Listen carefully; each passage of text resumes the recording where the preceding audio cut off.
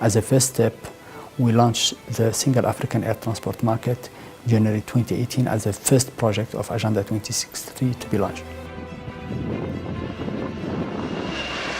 Until a few years ago, almost every time you wanted to fly from one side of Africa to the other, you would have to go via Europe. This will give a huge opportunity to passengers, but also to the entire continent. As we know, many sectors are really interlinked with civil aviation, but also the business in general. If air transport were to be liberalized amongst them, an additional 155,000 new jobs will be created. 1.3 billion will be added to the GDPs of the 12 countries, and it would make travel much more easier, cost-effective, and make it competitive.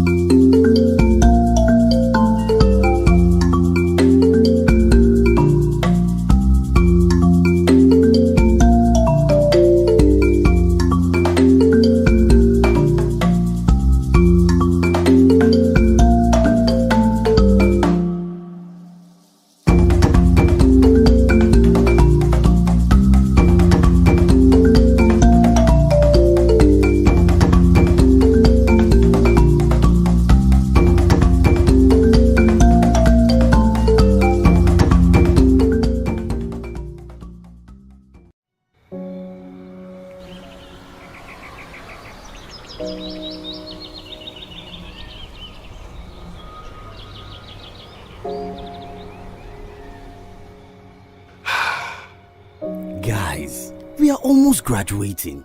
What does the future hold for us African youth? After graduating from college, is securing a job certain? I want to further my education. Why shouldn't I leave this country to seek other opportunities? As an aspiring fashion designer who would like to trade in textile all over Africa, how do I get funding for my business? Trade? Are we even sure of economic stability?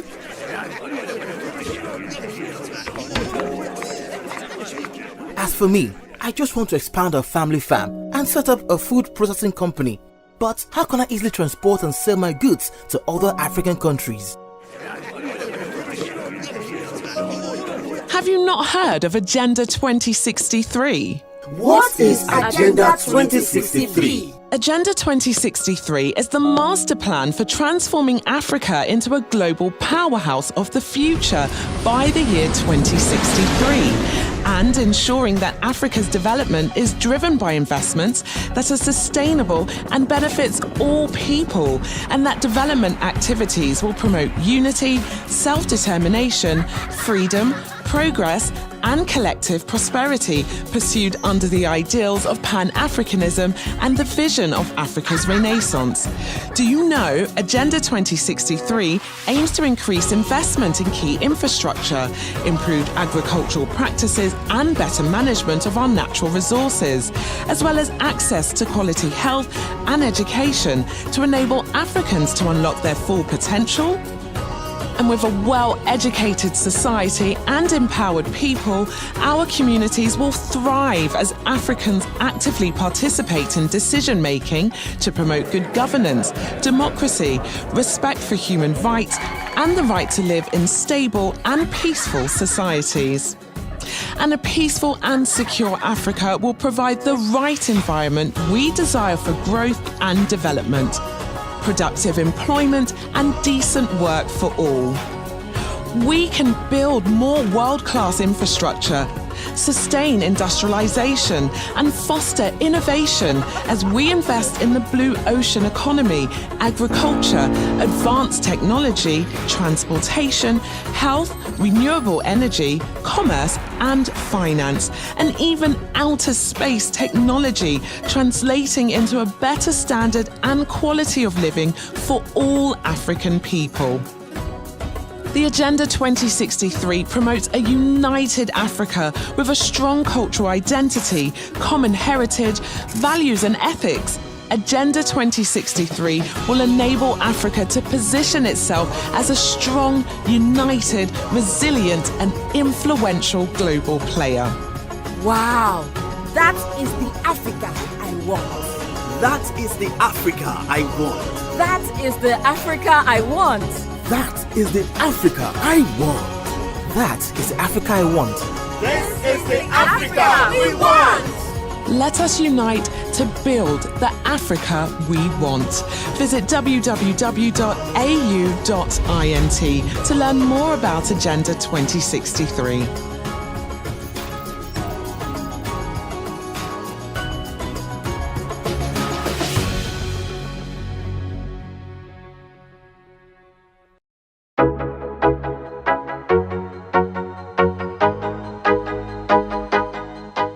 Introducing PAPS, the Pan-African Payment and Settlement System, supported by AfCFTA Bank, the African Union, and the AfCFTA, that's connecting cross-border payments in Africa today, linking banks, payment service providers, governments and fintechs, making intra-African trade faster, more affordable, more inclusive, and supporting our shared vision to be one unified market under the African Continental Free Trade Agreement, overcoming the fragmentation that created new borders, hampering intra-African trade for generations. With PAP's digital capability, you can reap the rewards of this transformation by enabling your clients' cross-border payments to be instant and cost-efficient, with transactions initiated and settled in local currencies, fully secure with best-in-class ISO 222 encoding,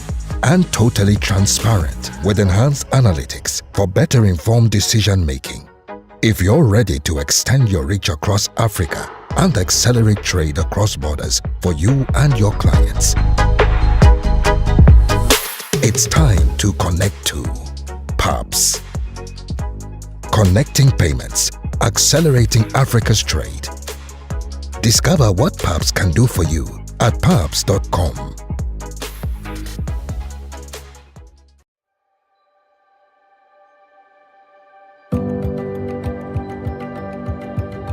Today, it's quite challenging to make cross-border payments across the African continent. It takes multiple days to receive the payments. One or two correspondent banks are involved in the process, making it longer and expensive. And settlement is made in foreign currencies. With PAPS, cross-border payments become a smooth journey. First, an originator issues a payment instruction to their bank or payment service provider. The payment instruction is then sent to PAPS. PAPS carries out all the necessary validation checks. Then the payment instruction is forwarded to the beneficiary's bank or payment service provider. And finally, the beneficiary's bank clears the funds to the beneficiary in their local currency by enabling super-fast real-time transactions that begin and end in the local currency, with convenient pre-funding in the currency of the country of origin, and settlement guaranteed by AfCFTA Bank, with net settlement across all participating banks at the same time, 11 o'clock UTC every day. To be part of this great transformation to make faster and more affordable payments across Africa, make online purchases country to country, and send remittances across the continent. Join the fast-growing network of PAPS participants.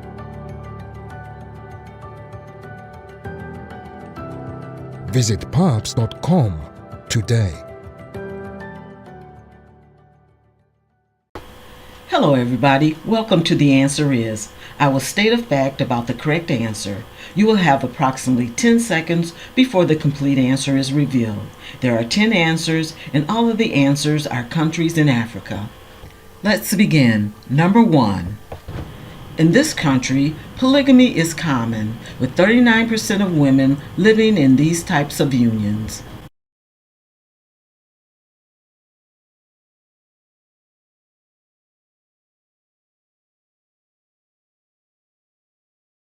Chad. Number 2. The name of this country means the place where the king lives.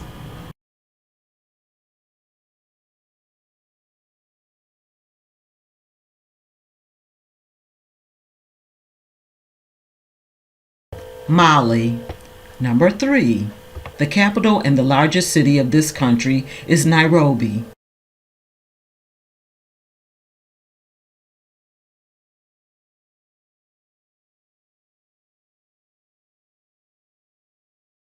Kenya. Number 4. This country is one of the most arid and sun-baked places on earth.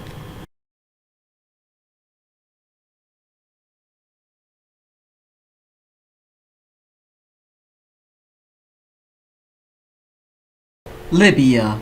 Number 5.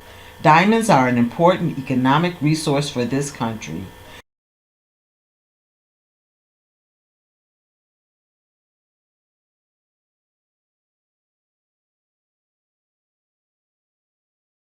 Angola. Number 6. This country is the largest country in Africa.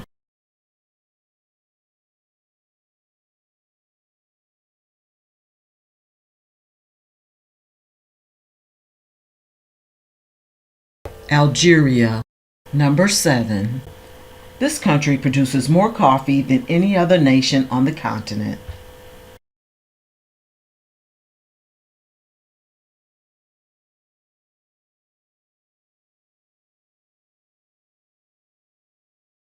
Ethiopia. Number 8. This country is one of the most sparsely populated countries in the world.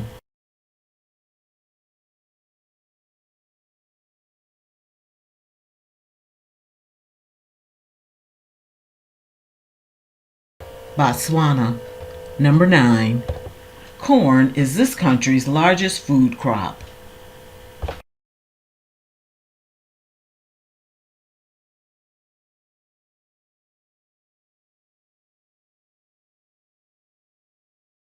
Tanzania. And number 10. This country's economy is based largely on agriculture.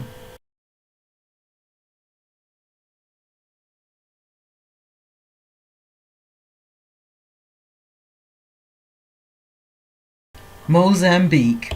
Thank you for playing.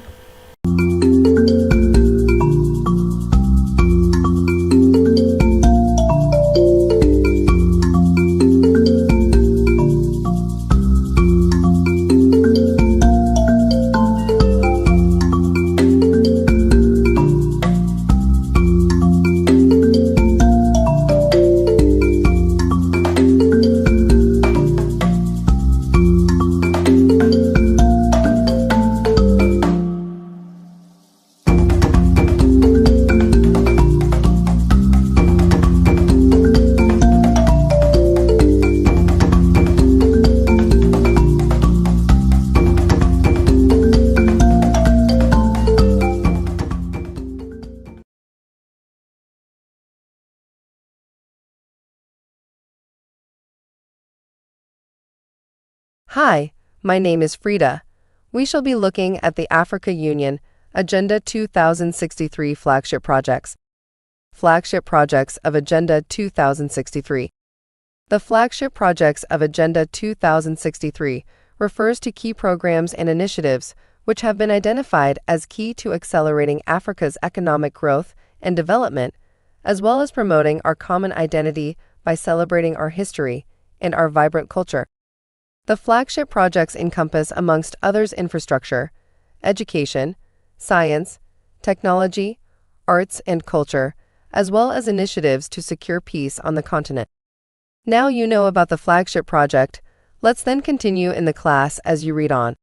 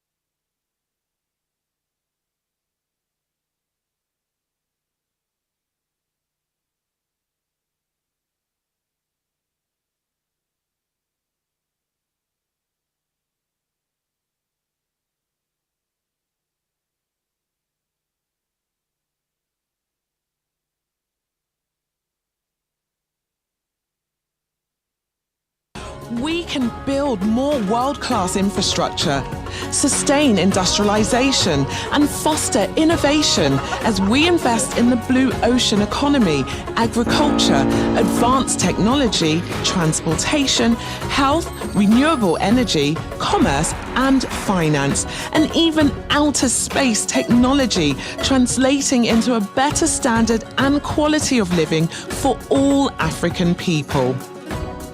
The Agenda 2063 promotes a united Africa with a strong cultural identity, common heritage, values and ethics. Agenda 2063 will enable Africa to position itself as a strong, united, resilient and influential global player. Wow, that is the Africa I want.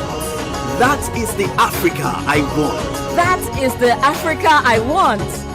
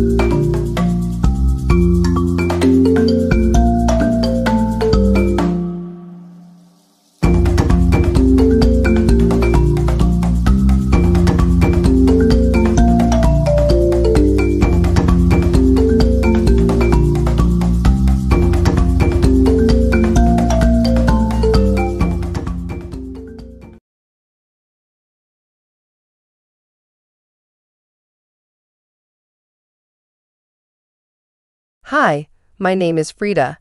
We shall be looking at the Africa Union Agenda 2063 flagship projects.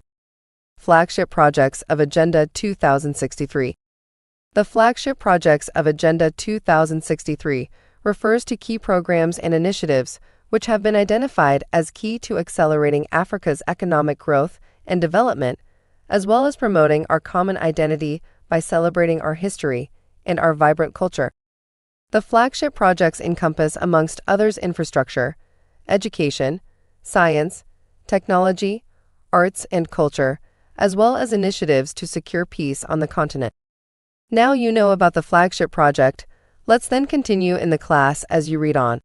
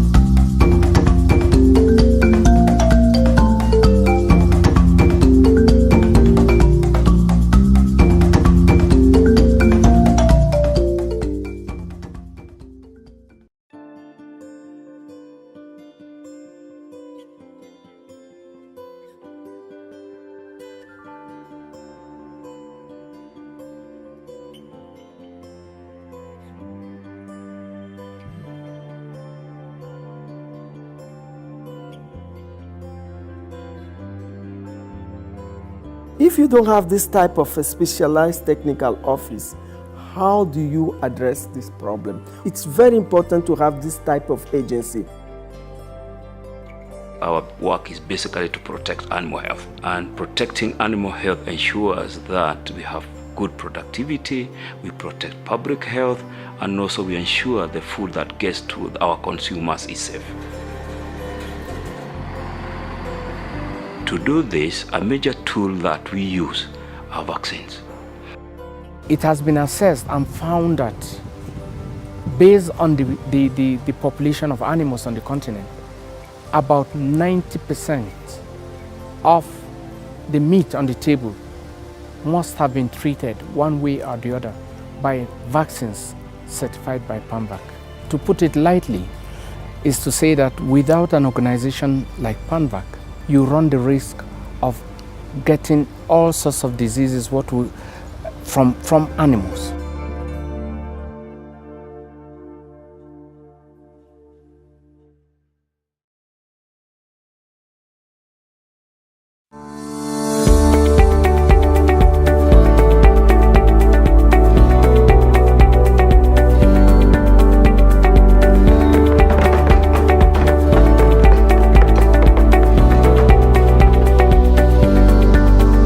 It's 10:15 and right here from Accra, Ghana, the center of the world, let me say good morning to you all, excellencies, honorable ministers, distinguished ladies and gentlemen.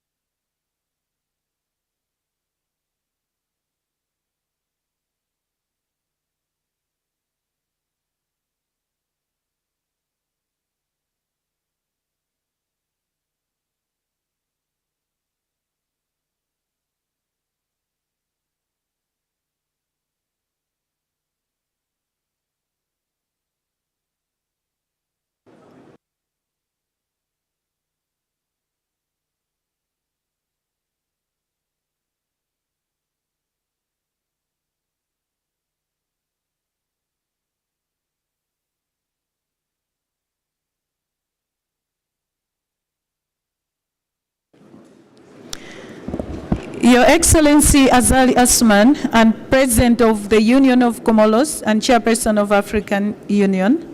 Your Excellency William Ruto, President of the Republic of Kenya and the host of Media Coordination Meeting. Your Excellencies, Heads of State and Government. Your Excellency Moussa Faki Mahamat, Chairperson of the African Union Commission. Your Excellency Amina Mohammed, Deputy Secretary General of United Nations. Your Excellency Dr. Kinumi Adesina, President of the African Development Bank. Your Excellency Dr. Monique Sazabagana, Deputy Chairperson of African Union. Your Excellencies, AU Commissioners, Head of Organs, Regional Economic Communities and Regional Mechanisms. Distinguished guests, all protocols observed. I now invite His Excellency Chairperson of African Union to call the meeting to order. I thank you.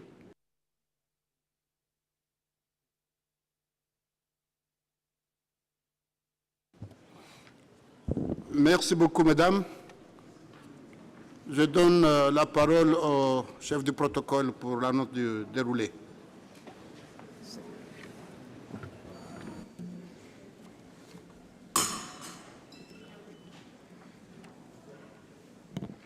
Excellencies,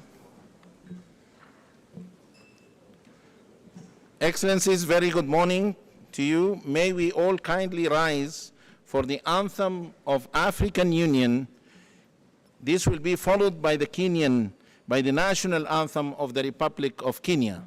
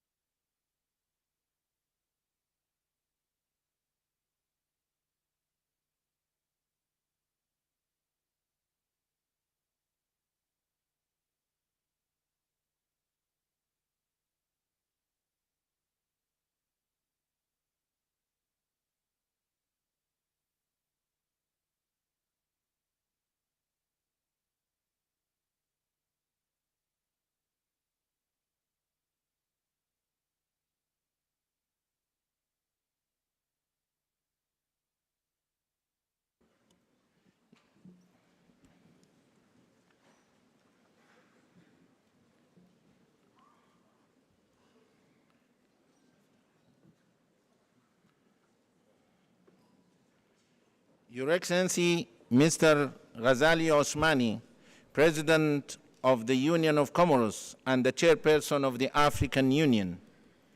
Your Excellency, Dr. William Ruto, President of the Republic of Kenya. Excellencies, Heads of State, Government of African Union member states here present. Your Excellency, Mr. Moussa Faki Mahamat, Chairperson of the African Union Commission. Your Excellency, Madame Amina Mohammed, Deputy Secretary General of the United Nations. Excellencies, Honorable Ministers here present. Your Excellency, Dr. Monique Nsanza-Baganwa, Deputy Chairperson of the African Union Commission.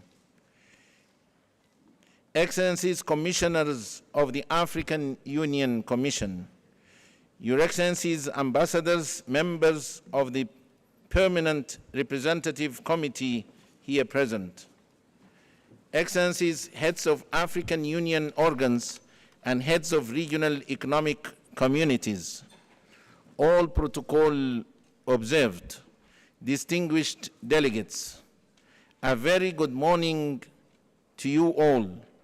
It's a beautiful day here in Nairobi, the vibrant green city in the sun, where African Union meetings have been ongoing since the 13th of July, 2023.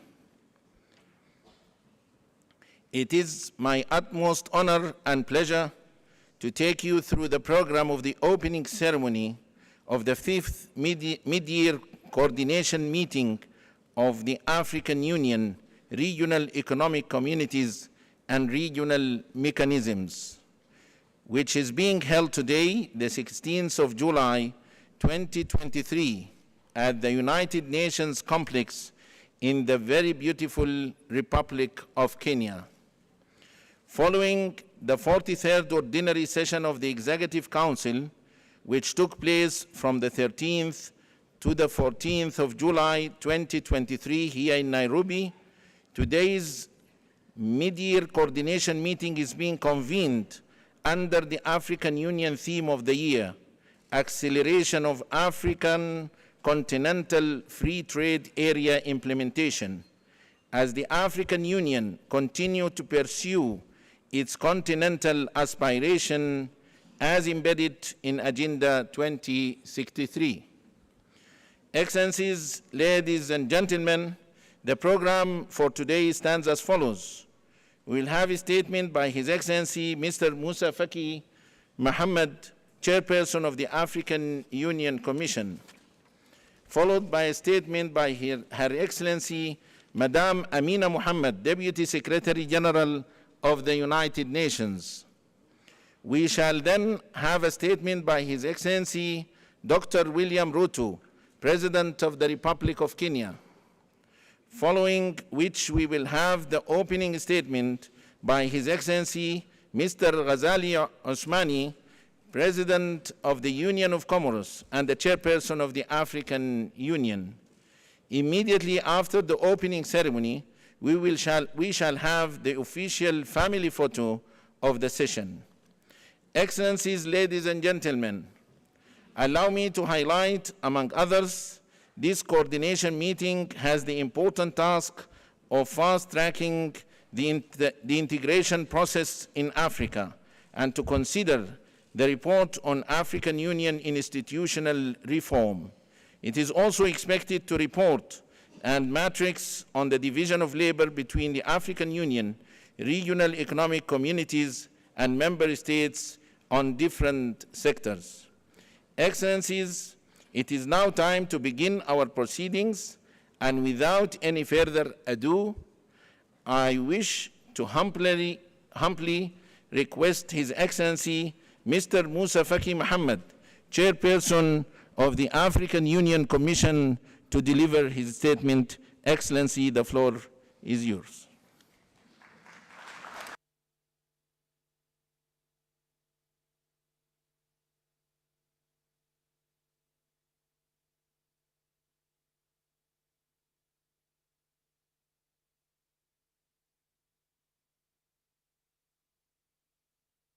And current Chairman of the African Union, Your Excellency Dr. William Ruto, President of the Republic of Kenya, Excellencies Head of State and Government, Excellency Deputy Secretary General of the United Nations, my sister Amina Mohammed, Excellencies, Chief Executives of Regional Economic Communities and Regional Mechanisms, Excellency Mahamadou Issoufou, AU Champion of the African Continental Free Trade Area, Honorable Ministers, Deputy Chairperson of the African Union Commission, Commissioners, Dr. Adesina, President of the African Development Bank, Professor Orama, President of the Afrexim Bank, Chief Executive of ODANEPAD, Mr. Secretary General of AfCFTA, Mr. Director General of Africa CDC, Excellencies, Ambassadors, invited guests, ladies and gentlemen.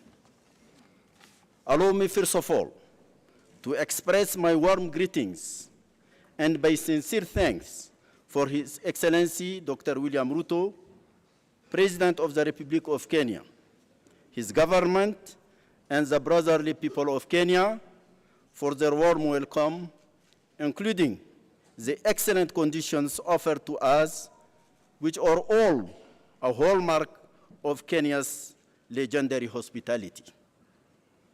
Asanteni sana.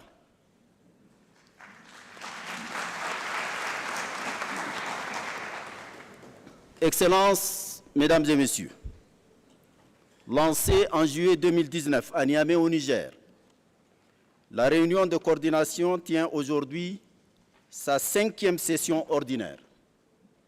Elle nous offre l'opportunité d'évaluer le chemin parcouru et nous permet de nous féliciter des avancées enregistrées, mais davantage d'identifier dans une démarche de critiques positives les obstacles qui continuent de joncher le chemin d'une intégration à la fois efficace et productive. Il nous faut évaluer les effets de l'intégration sur nos différentes économies nationales et au-delà, sur l'Afrique, sous le prisme du renforcement de sa posture en tant qu'acteur international respecté dans le monde. C'est dans la logique de ce double objectif que nous passons en revue les différents points inscrits à notre ordre du jour. Le rapport sur l'intégration régionale donne la pleine mesure du travail accompli au niveau de nos communautés économiques régionales, et c'est en dépit d'un contexte économique particulièrement instable. Après avoir retracé l'historique de l'intégration régionale, le rapport met l'accent sur les réalisations enregistrées en 2022. Ces réalisations, très diversifiées, correspondent aux actions et projets conduits par les CER en conformité avec leurs priorités respectives.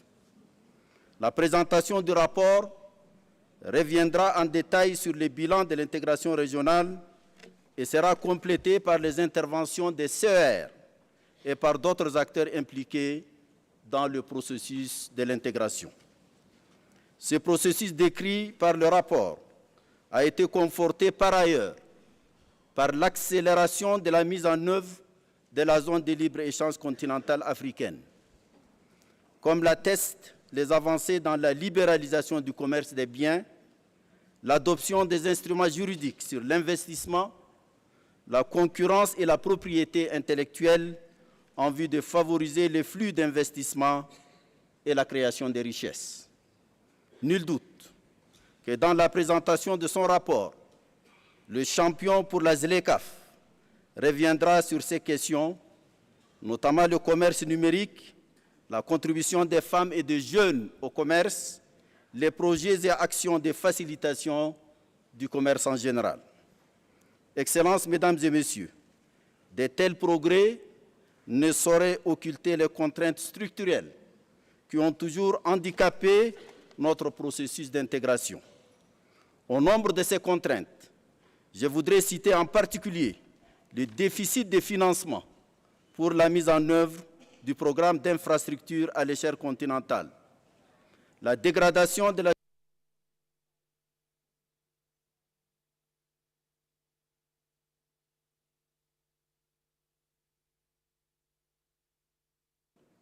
en tant qu'entrepreneur du progrès et bouclier protecteur contre l'extrémisme et le terrorisme. L'incompréhensible retard dans les ratifications du protocole sur la libre circulation des personnes et des biens ne saurait être oublié dans cette liste d'handicaps. À ce sujet, je réitère mon exhortation au président en exercice des communautés économiques régionales qui ne l'ont pas encore fait de procéder aux ratifications au niveau de leurs régions respectives.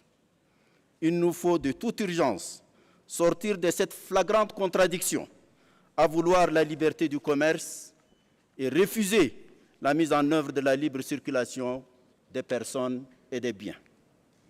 L'Union africaine et les communautés économiques régionales, déjà engagées dans une dynamique de coopération après l'entrée en vigueur du protocole révisé, devront accélérer la cadence de leur concertation pour lui donner une visibilité à la fois concrète et opératoire. Ensuite, les communautés économiques régionales entre elles, en mutualisant les moyens dans la conception et la mise en œuvre des projets et des politiques de développement, ce qui leur permettra de bénéficier de rendements d'échelle croissants. Enfin, la dynamique collaborative entre les CER devra s'étendre entre ces dernières et la zone de libre-échange continentale africaine. Celle-ci, tout en capitalisant sur les acquis de CER, comme le stipule le traité portant sur sa création, pourrait contribuer à desserrer les contraintes de l'intégration régionale qui sévissent au niveau continental. Dans cette logique, félicitons-nous des progrès enregistrés en matière de coordination, illustrés par 5 exemples de réussite d'actions conjointement menées, d'une part par l'Union africaine et les CR et mécanismes régionaux, et d'autre part au niveau des CR elles-mêmes. Le premier exemple porte sur l'accord de cessation des hostilités en Éthiopie, sous les auspices conjoints de l'Union africaine et de l'IGAD, qui a inspiré les 2 organisations dans l'adoption récente de la feuille de route commune sur la crise soudanaise. Le deuxième concerne l'initiative de coopération inter-CR entre la CEAC et la CEDEAO en matière de sûreté maritime. Le troisième concerne les efforts de résolution de la sempiternelle crise des Grands Lacs, où, sous l'égide de l'Union africaine, un sommet quadripartite a réuni à Luanda le 27 juin dernier la East African Community, la Conférence internationale sur la région des Grands Lacs, la CEAC et la SADC. Le quatrième a trait à la contribution de l'ODA-NEPAD au renforcement des infrastructures, à la lutte contre les changements climatiques et à la sécurité alimentaire. Le quatrième s'incarne dans la plateforme entre les CR et les EMR, les États membres et la Commission de l'Union africaine, élaborée dans le cadre de la prévention et de la gestion des conflits dans le continent. Pour institutionnaliser cette coordination et lui conférer un caractère plus formel, la division du travail entre l'Union africaine, les communautés économiques régionales et mécanismes régionaux et les États membres figurant sur l'agenda de la réforme de l'Union africaine est en cours de finalisation. Une retraite lui a été consacrée au niveau du comité des représentants permanents le mois dernier à Kigali au Rwanda. Les observations et commentaires sur le projet de rapport enregistré ont été prises en compte et la version finale en sera enrichie en vue de sa présentation en octobre 2023 pour examen et validation par le Conseil exécutif. Pour une fonctionnalité optimale, la coordination devra élargir son champ d'action pour inclure des acteurs tels que les institutions financières continentales, les centres de réflexion et de recherche, la Commission économique des Nations unies pour l'Afrique, la société civile et les secteurs privés. Excellences, Mesdames et Messieurs, bien que l'intégration en question soit celle de l'Afrique, elle ne peut se construire sans la prise en compte des mutations géopolitiques et économiques en cours dans le monde. L'Afrique subit les conséquences de la gouvernance mondiale, notamment les effets des crises financières et des changements climatiques qui handicapent son processus d'intégration et de développement.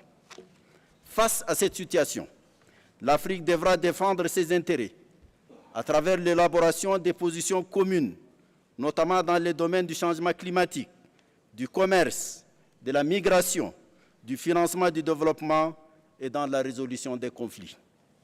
Parlant du changement climatique, dont l'Afrique subit les conséquences les plus extrêmes, le président William Ruto, en sa qualité de président du comité des chefs d'État et de gouvernements africains sur les changements climatiques, fera les points sur la position africaine commune présentée et défendue lors de la COP27. Il s'agira de l'affiner davantage en perspective de la COP28. La paix et la sécurité en Afrique et dans le monde restent une préoccupation majeure pour nous. Nous avons ici, en particulier, renforcé sous le leadership du comité de haut niveau présidé par son Excellence Denis Sassou Nguesso, président de la République du Congo, nos efforts en vue de la réconciliation nationale libyenne, en étroite collaboration avec le Conseil présidentiel libyen, dont je salue la présence du président Mohammed el-Menfi aujourd'hui parmi nous.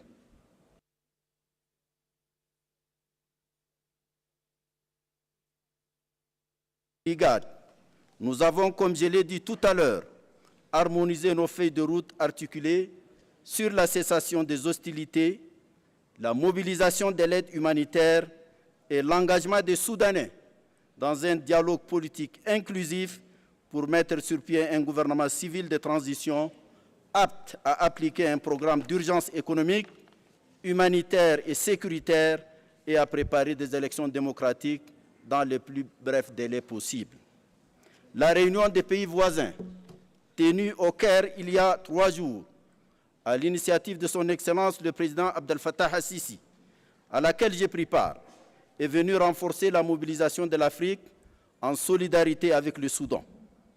Il est crucial que nous portons la plus haute attention à la cohérence et l'harmonisation de tous nos efforts avec le reste de la communauté internationale en assurant le leadership africain bien ordonné sur ce dossier africain particulièrement sensible.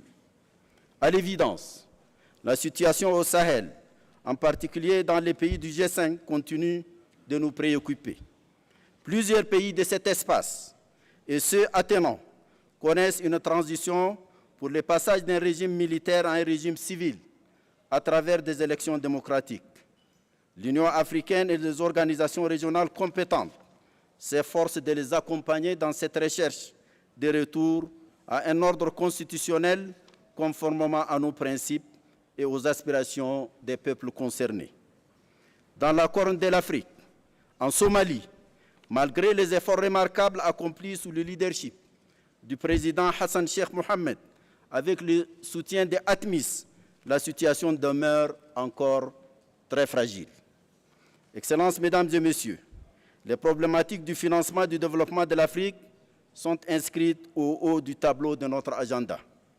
Il me plaît à ce titre de souligner avec appréciation les initiatives entreprises par la Banque africaine de développement sous le leadership de notre frère Dr Adesina pour l'impulsion du financement de l'intégration régionale. Une certitude s'impose ici. L'Afrique ne saurait bâtir son ambition de développement sur ce que feront les autres pour elle. Cette certitude est chaque jour renforcée par les résistances inouïes aux idées de réforme des institutions financières internationales. En dépit de quelques signaux encore ténus, lisibles entre autres, à travers les progrès de l'idée d'ouverture du G20 à l'Union africaine, les réticences à une véritable inclusion du continent dans la gouvernance politique et financière internationale a encore un long chemin devant elle. De telles résistances ne nous rendront que plus déterminés à poursuivre notre combat pour plus de justice pour notre continent. Je formule le vœu que nos délibérations apporteront une contribution nouvelle significative à ce combat déterminant. Je vous remercie de votre bienveillante attention.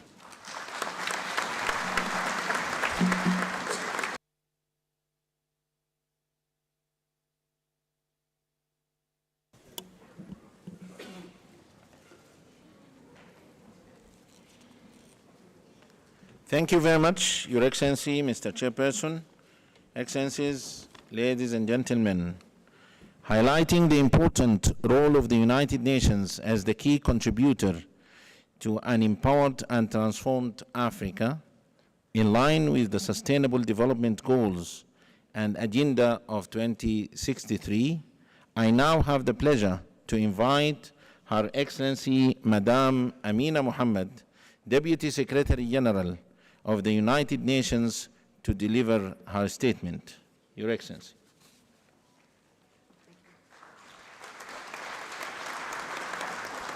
Thank you.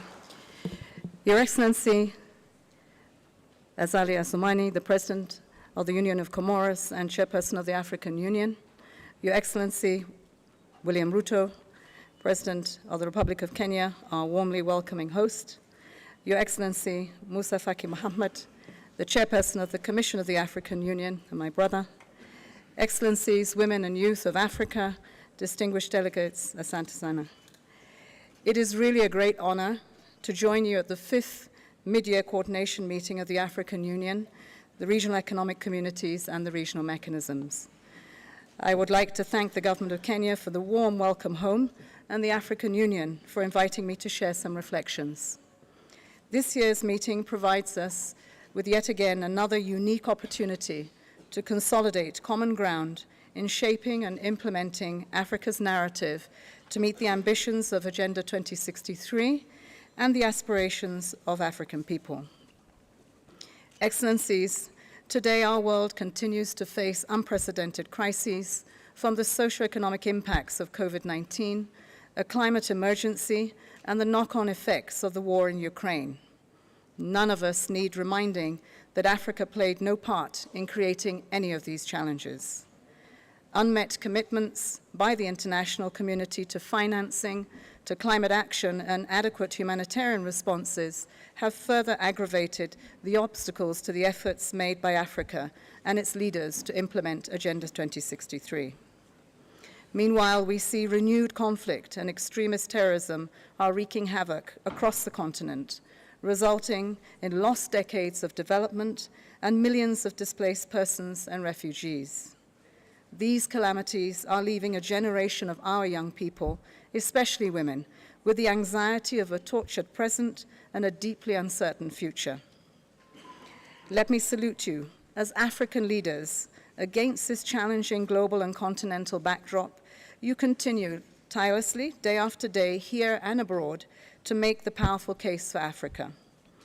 Africa as the new horizon of possibility and as the source of solutions for its own challenges and those of the planet. Excellencies, you have the United Nations' complete solidarity.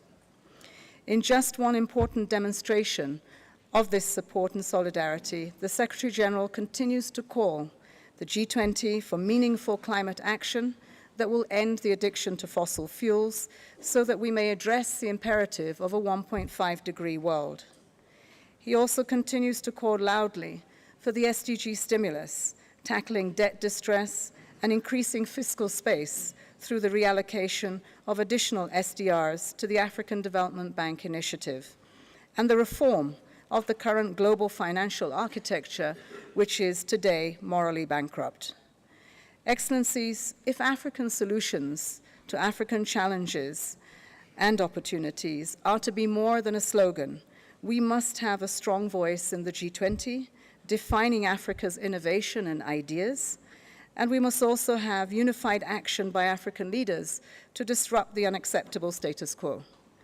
We applaud the strong voices of President Ruto, President Macky Sall, and President Ramaphosa at the recent summit of a new global financial pact in Paris.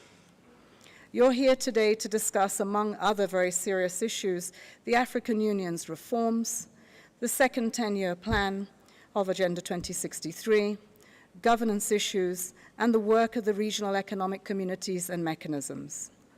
As you do so, you will need to ensure that your cohesive voice and common positions come together to shape the upcoming G20 meeting, the UN General Assembly, and the SDG Summit.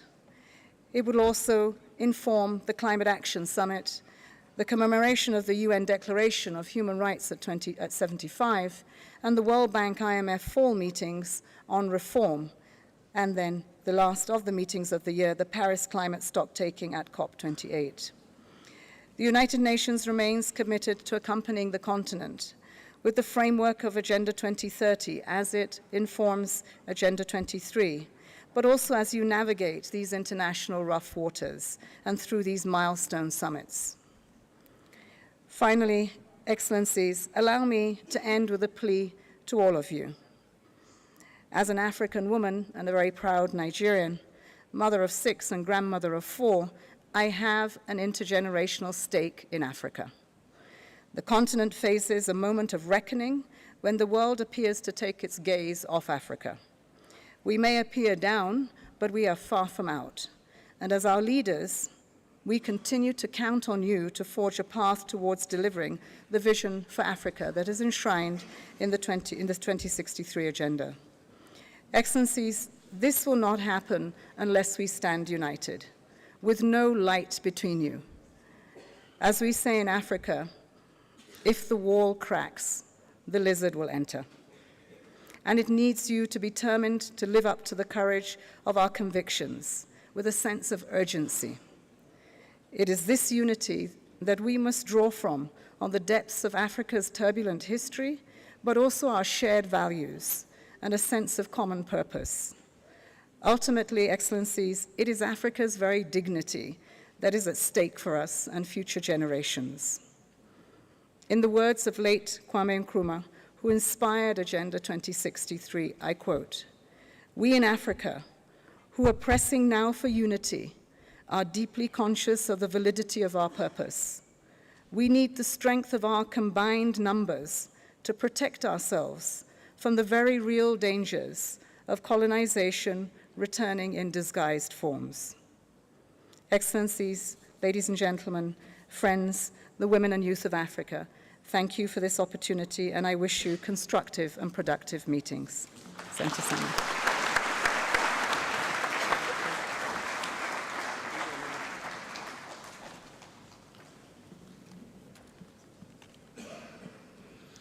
Thank you, Your Excellency, Madam Deputy Secretary General.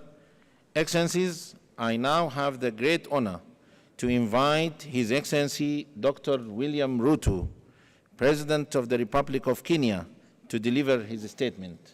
Your Excellency.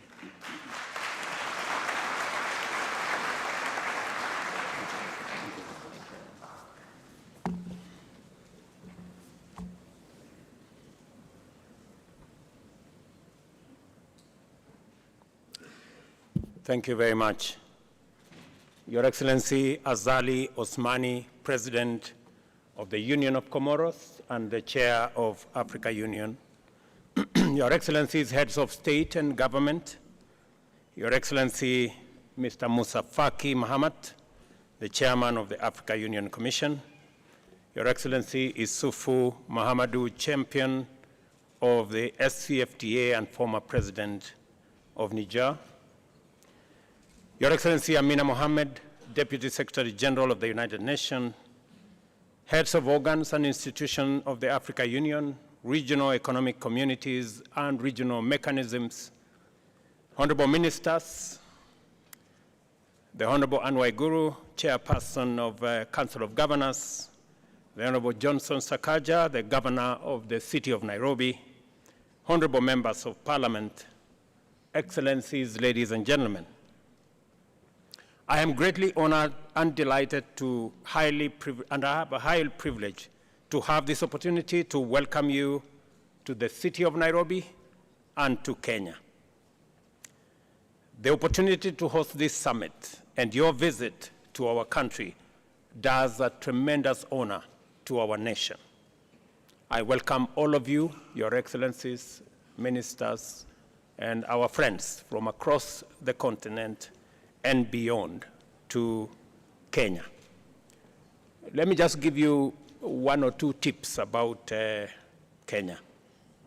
First, around the city of Nairobi, it is a city that has a canopy of very green on one side and also a national park in the city.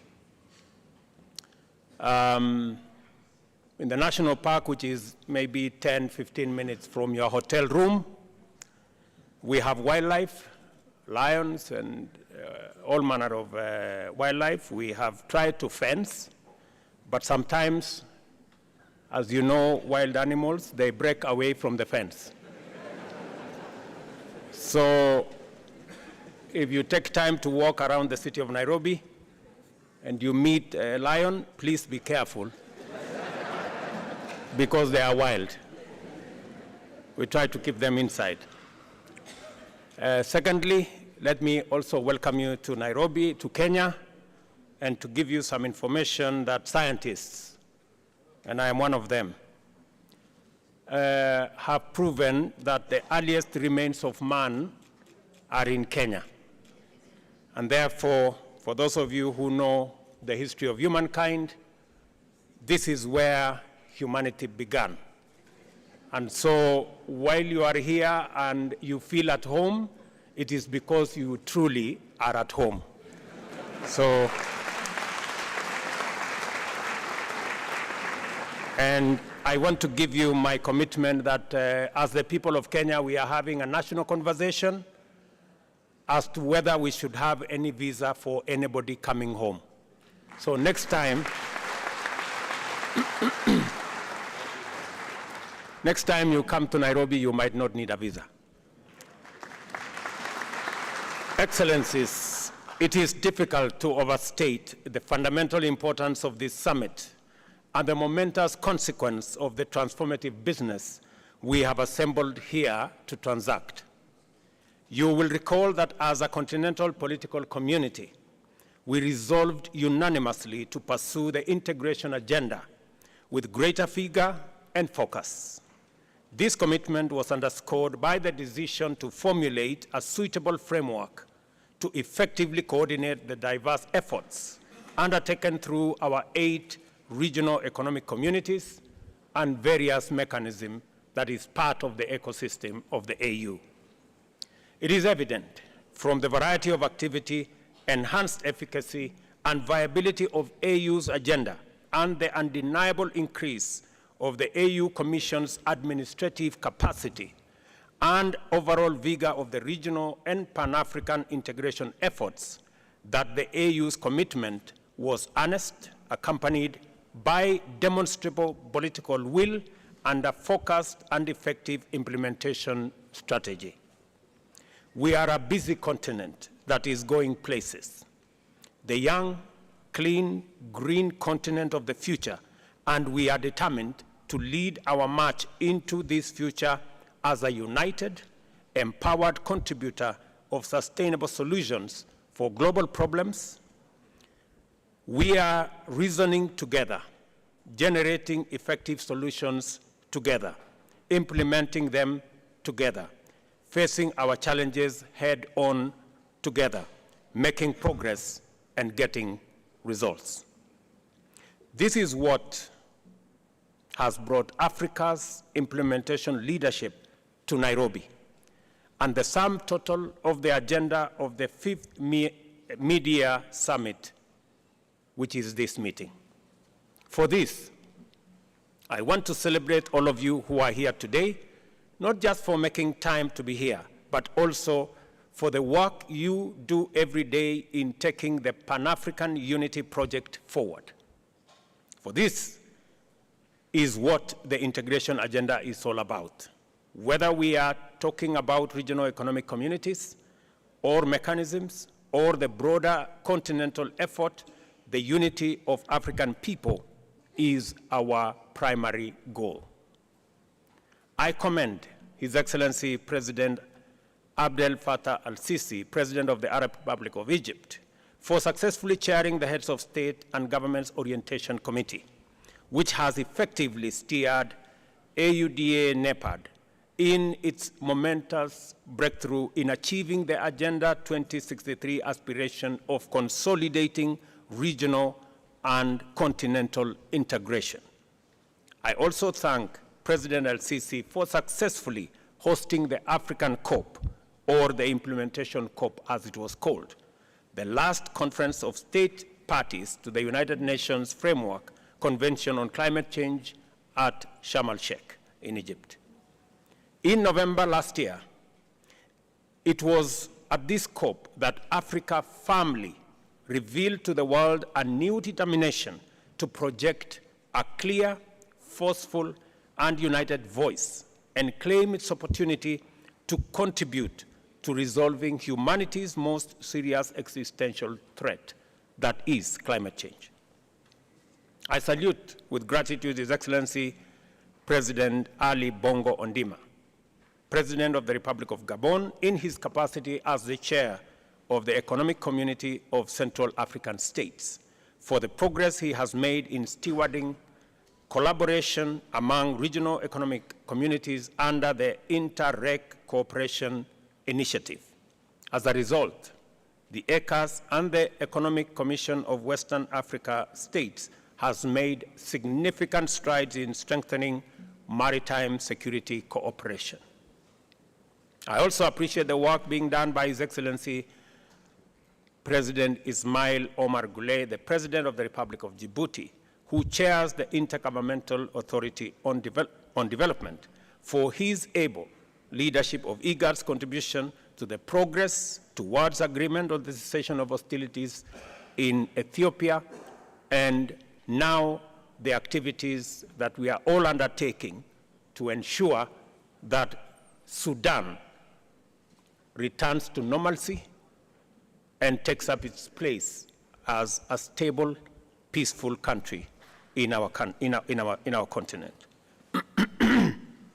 Further, I am cognizant of the animated activities and excellent work that has brought much progress in ongoing projects and initiatives being undertaken across many spheres by the economic community of West African states under the able leadership of His Excellency President Bola Ahmed Tinubu of the Federal Republic of Nigeria, the Common Market of East Africa and Southern Africa led by His Excellency Hakainde Hichilema, President of the Republic of Zambia, Southern Africa Development Community, SADC, chaired by His Excellency President Felix Antoine Tshisekedi Tshilombo of the Democratic Republic of Congo, the Community of the Sahel, Saharan states under the stewardship of His Excellency President of Benin, Patrice Talon, the Arab Union of the Maghreb, led by His Excellency Tayyip Pakouche of Tunisia, and the East African Community under His Excellency President Evariste Ndayishimiye of Burundi. I must also recognize and praise the good and excellent work that the AU Commission continues to do under the leadership of its chair, His Excellency Moussa Faki Mahamat. This summit has been made possible by the able leadership of his team. These AU-REC success stories establish without any doubt that a lot of great work is being done all over our continent, and that in our time, African leadership is signaling urgency, focus, consistency, and determination to sustainably manage and solve prevailing challenges and develop robust instruments to anticipate and preempt future crises. With such commitment, we now have confidence to pursue sustainable development and shared prosperity, and expect that Agenda 2063 is now firmly on course. The most compelling signal that African integration is unstoppable and that it will open doors for unprecedented socio-economic transformation is the progress we have made in implementing the Africa Continental Free Trade Area. We must all be proud of this magnificent project and historic achievement by and for ourselves, whose positive effects will reverberate throughout the world for a long time to come. I am not exaggerating. Let us consider the bare facts of the matter. This single mechanism has inaugurated the world's largest free trade area. Under it, 54 countries have agreed to create a single market with a population of 1.4 billion people and a GDP of US dollars 3.4 trillion. The free trade area is projected to lift 30 million people out of extreme poverty and boost incomes by 7%, or US dollars 450 billion by 2035.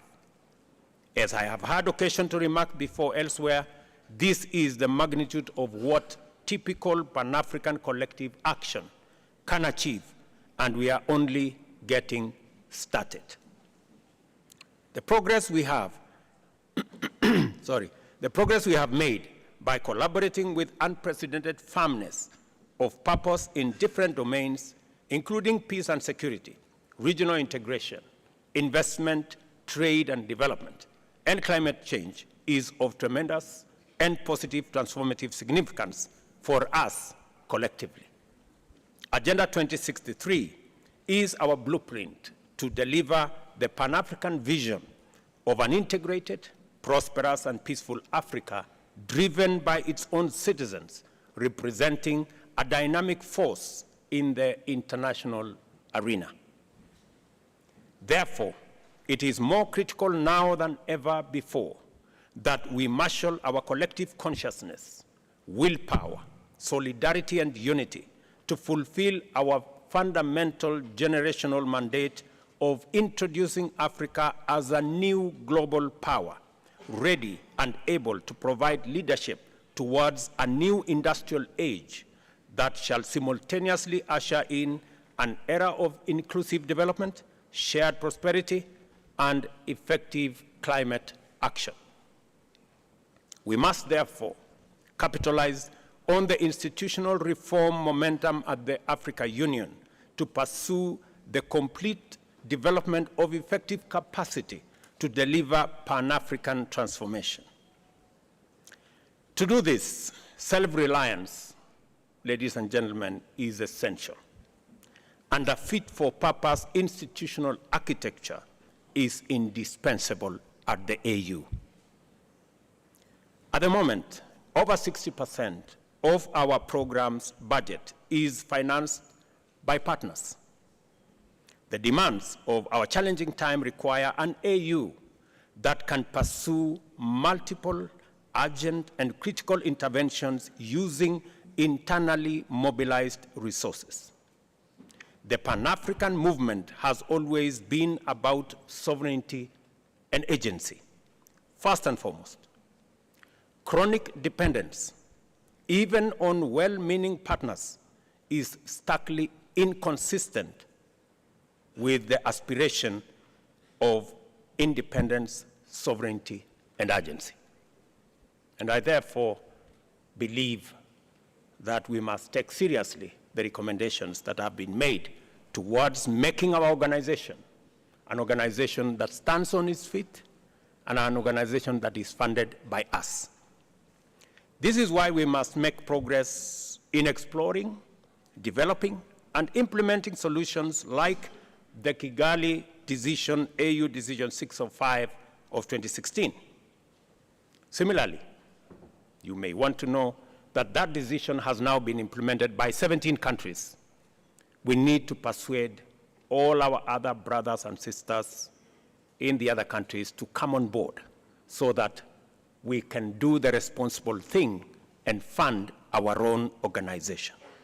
Similarly, it is time to free up the Africa Union from structural and organizational constraints, including duplication and other inefficiencies, thereby facilitating it to be effective on a greater scale. As a starting point, defining the roles and functions of different organs and instruments more clearly is unavoidable. The coordination, administrative, and implementation mandate of the Commission, the legislative and oversight function of a strong Pan-African Parliament, and the political leadership, ownership, and broad policy direction of the Council all need to be reflected more clearly through rational structural delineation. I hope, it's my prayer, colleagues, ladies and gentlemen, that we finally make the right decision and build an organization that is fit for purpose, that has the requisite finances, the needed voice, and the leadership that can project Africa's position much more clearly with a strong voice so that we can take our place in the community of nations. COP27 was a turning point of tremendous magnitude because it brought home to the peoples of Africa the imperative to reconfigure our model of engagement with global and multilateral frameworks in general, and the urgency of projecting a new place, role, and voice to define Africa's contribution to global development and climate action. As we reflect and deliberate upon President El-Sisi's account of his commendable use of COP27 to facilitate the emergence of a fresh Afrocentric perspective to climate change, it is vital that we resolve to do even better and go much further at the forthcoming COP28 by taking on board a more robust position and proposing a transformed and inclusive global approach to tackling the climate change crisis. This is why it is important for us to pay special attention to the Africa Climate Summit, the first ever in our continent under the AU, which will take place here in Nairobi between September 4th and 6th. The summit, coming after the Paris summit where greater clarity emerged, will be a critical opportunity for us to accelerate global energy transition and deliver African solutions to the COP28 in Dubai, the United Arab Emirates. When we return to Nairobi in September, therefore, our sole business will be to mobilize and converge around a common position and advocate for global alignment on a green growth agenda complemented by a transformative global climate finance compact. Your participation in this summit must therefore anticipate your stronger participation in the Africa Climate Summit. And ladies and gentlemen, as we come to that summit, there are two very important things that as a continent we must harmonize, consolidate, and package our collective position. We must have a collective position on matters to do with debt and liquidity. We must all agree that it is time for a new financing mechanism. The reform of the multilateral development banks is no longer about if, it is when that is going to happen, so that we can eliminate the current structure that is unfair to the majority of the people in Global South, and especially in our African continent. None other than the UN Secretary General himself has said that our continent pay anywhere up to 8 times more than our brothers and sisters elsewhere do. It is only fair that we have a financing mechanism that treats everybody equally. All of us have read about the animal farm, where there are some that are more equal than others.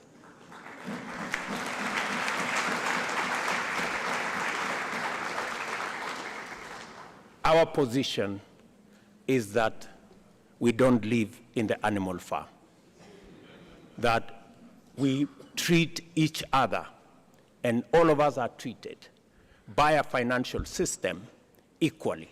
And all we are asking, we are not asking for one financial system that favors us. No, we are asking for a financial system that is fair for everybody.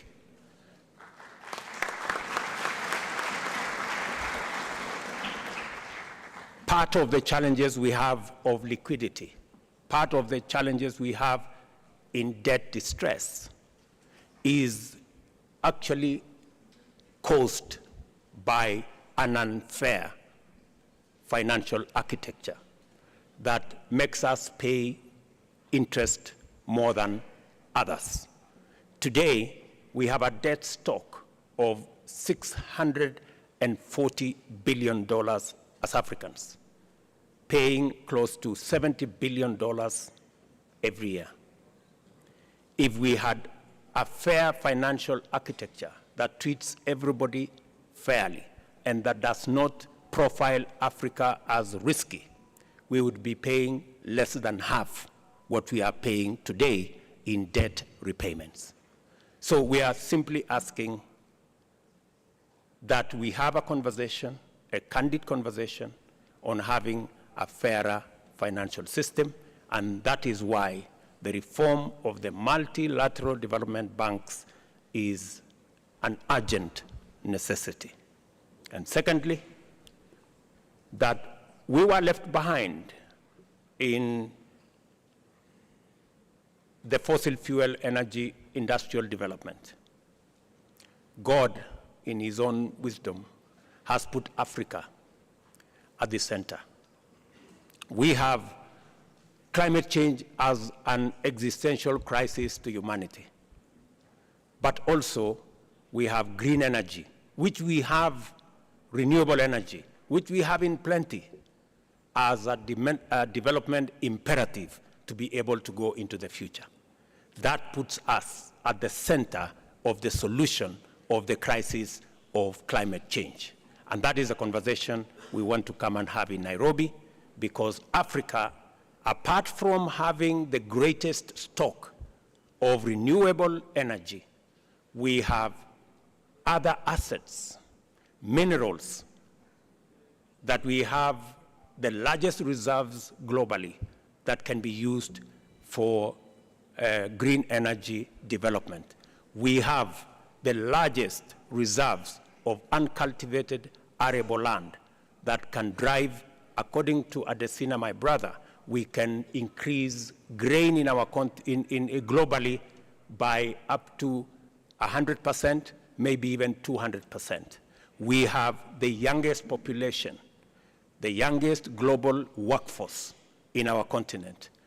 Ladies and gentlemen, we have what it takes to provide a solution for both decarbonization, taking the world into green industrialization, and also ensuring that we decarbonize everywhere globally. So those are the two things that we must focus our attention and be able to position our continent appropriately. And that's why I said earlier, we need a fit-for-purpose organization, and we need to fund the organization ourselves. You all know it is said, he who pays the piper calls the tune.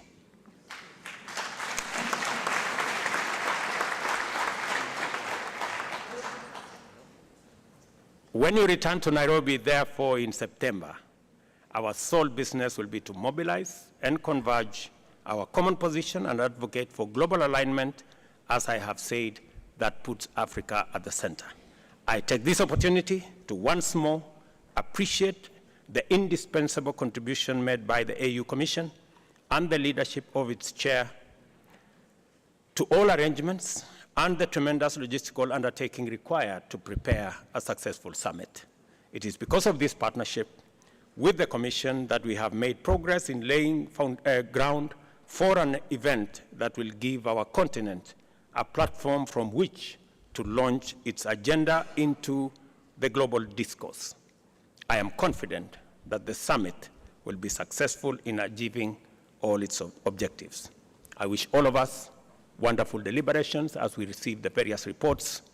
Enjoy your time in Kenya, and God bless you. Thank you very much.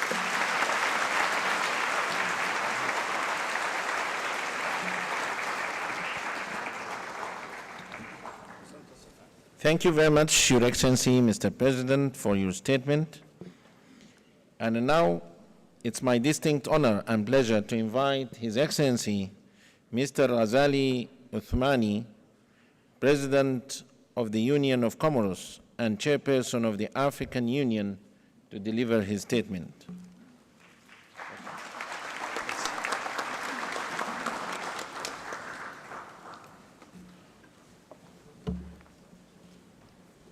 Monsieur William Ruto, Président de la République du Kenya et chers frères,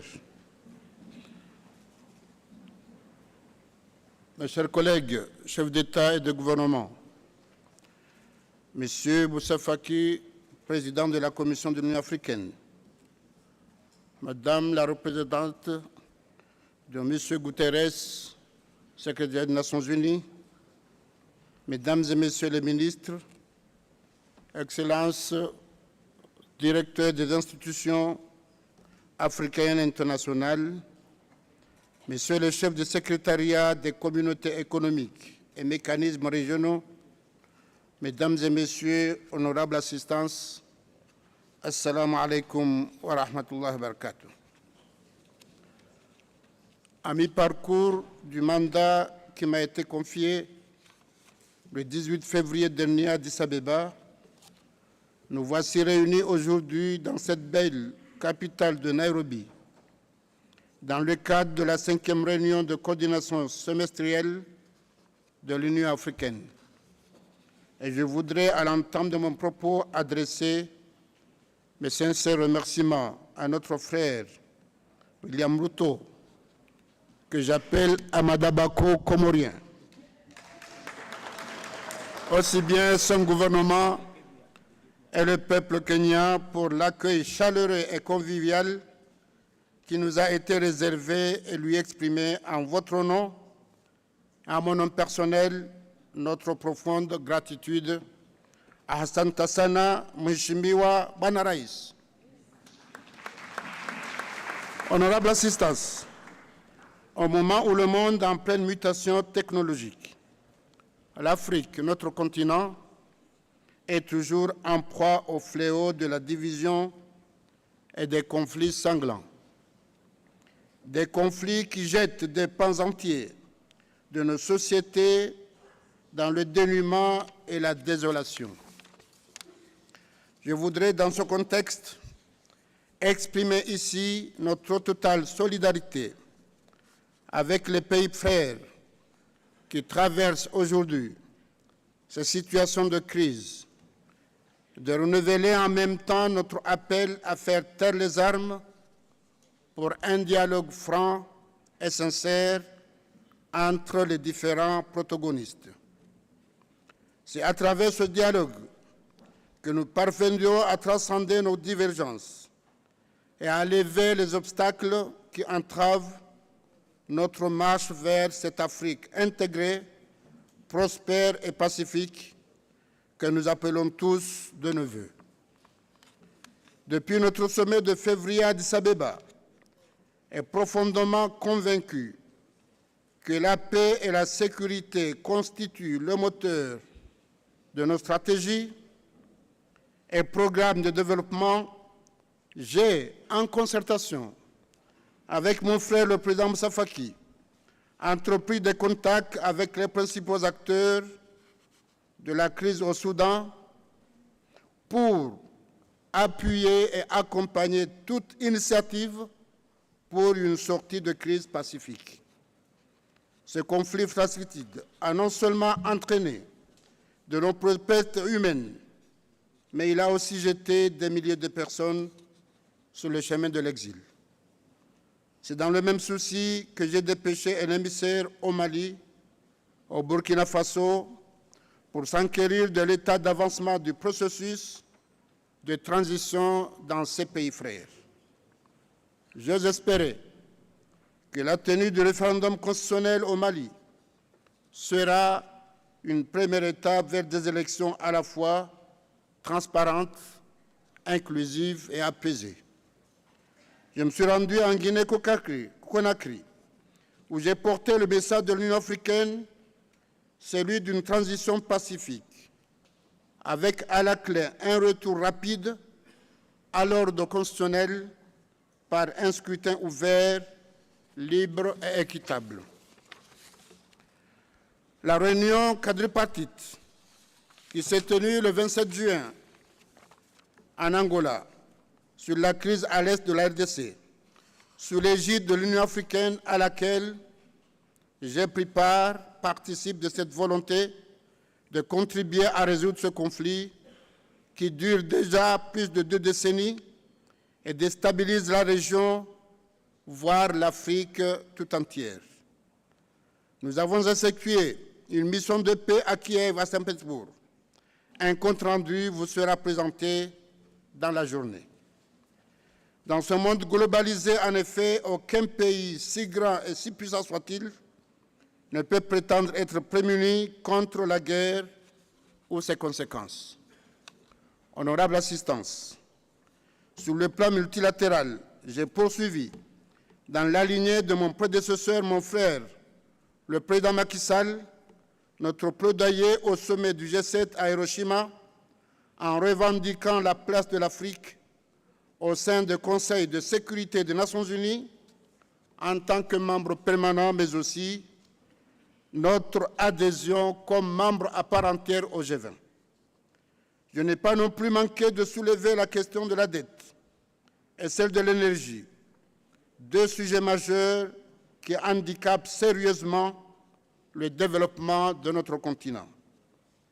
Dans tout ce périple, j'ai pu compter sur la précieuse collaboration du président de la Commission de l'Union africaine, notre frère Moussa Faki, et de ses équipes, ainsi que sur le soutien des membres du bureau de la conférence, et je tiens ici à leur adresser mes vifs et sincères remerciements. Chers collègues, mesdames et messieurs, l'accélération de la zone de libre-échange continentale africaine, thème retenu pour cette année 2023, a enregistré ces 10 derniers mois des avancées notables qui nous confortent dans notre conviction que ce marché commun continental est une belle opportunité pour atteindre la vision panafricaine d'une Afrique intégrée, prospère et pacifique. Parmi les réalisations en cours, nous pouvons citer entre autres la création d'un fonds d'ajustement à travers AfCFTA, disposant déjà d'une capitalisation intéressante au bénéfice des États membres de la ZLACAF. Le lancement de l'initiative du commerce guidé en octobre 2022, qui a permis de rendre la ZLACAF opérationnelle dans 7 pays qui ont adhéré à cette initiative. L'officialisation du système panafricain de paiement et de règlement sur le marché financier qui facilitera le paiement des échanges intra-africains en monnaie nationale africaine, permettant ainsi la réduction des coûts des transferts de devises. Il s'agit, comme vous pouvez le constater, d'actions concrètes qui constituent de réels motifs d'espoir, et c'est pourquoi j'invite les États membres n'ayant pas encore ratifié et déposé leur instrument de ratification à le faire dans les meilleurs délais possibles. Il va de la réalisation des objectifs tels que consignés dans l'agenda 2063. Honorable assistance, en Union des Comores s'est tenue du 12 au 14 juin dernier une conférence ministérielle sur l'économie bleue et l'action climatique en Afrique dont ont pris part plusieurs ministres ainsi que les institutions suivantes, la Commission de l'Union africaine, la Commission économique des Nations unies, l'Union européenne, l'Union internationale pour la conservation de la nature, le PNUD et encore la Commission de l'océan Indien. Cette conférence s'inscrivait dans le droit fil du thème de l'année, à savoir l'accélération de la ZLECAF. En effet, le commerce intra-africain s'effectue principalement par voie routière et maritime. Il est aujourd'hui établi que la mise en œuvre de la ZLECAF pourrait doubler le fret maritime qui passerait de 58 à 131,5 millions de tonnes. Le développement du transport maritime apparaît ainsi comme l'un des facteurs clés pour la réussite de l'intégration économique de l'Afrique. Les États insulaires d'Afrique, malgré leur fragilité structurelle, regorgent des opportunités et des potentialités au regard de l'immensité de leur espace maritime.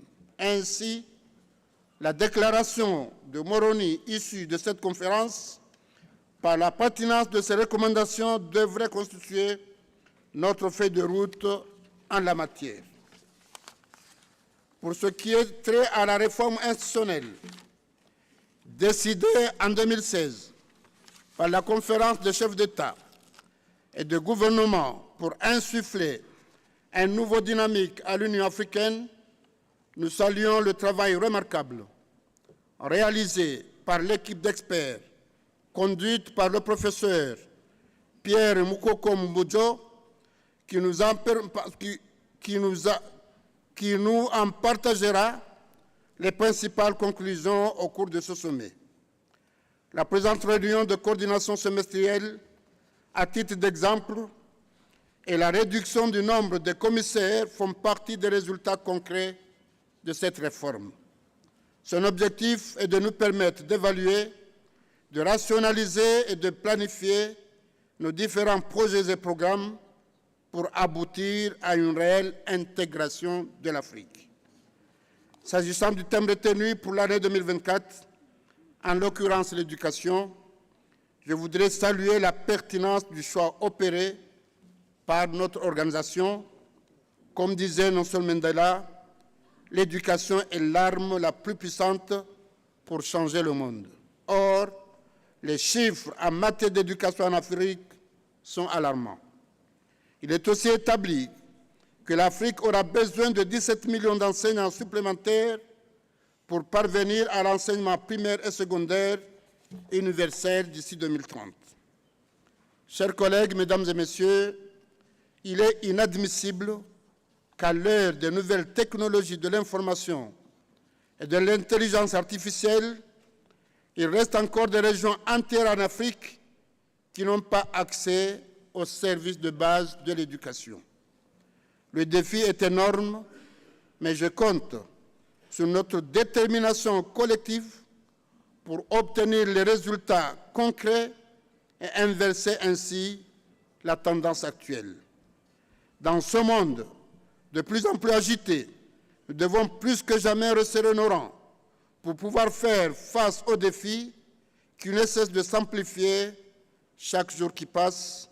Et c'est ensemble, et porté par ce qui doit être désormais notre devise, des solutions africaines aux problèmes africains, que nous parviendrons à cette Afrique réconciliée avec elle-même, prospère et ouverte au monde. Fortement animé par ces principes, je reste confiant que l'Afrique et notre organisation panafricaine seront en mesure de répondre aux enjeux de nos prochains agendas, notamment le sommet de Nairobi sur le changement climatique, le G20 en Inde et la COP28 aux Émirats arabes unis.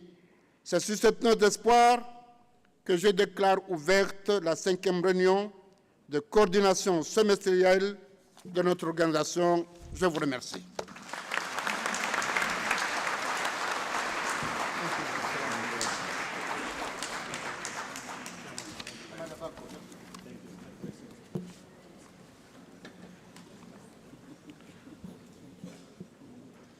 Excellencies, ladies and gentlemen, I wish now to invite all Excellencies, heads of states, heads of delegations, the Chairperson of the African Union Commission, the United Nations Deputy Secretary General, the Deputy Chairperson of the African Union Commission, the heads of regional economic communities and regional mechanisms for the official group family photo of this meeting. The official photo will be taken at the stairs as we exit this conference room. Your Excellencies, you will be guided by our protocol and security team. After the group photo, the meeting will resume in closed session in this same conference hall. I thank you, all of you.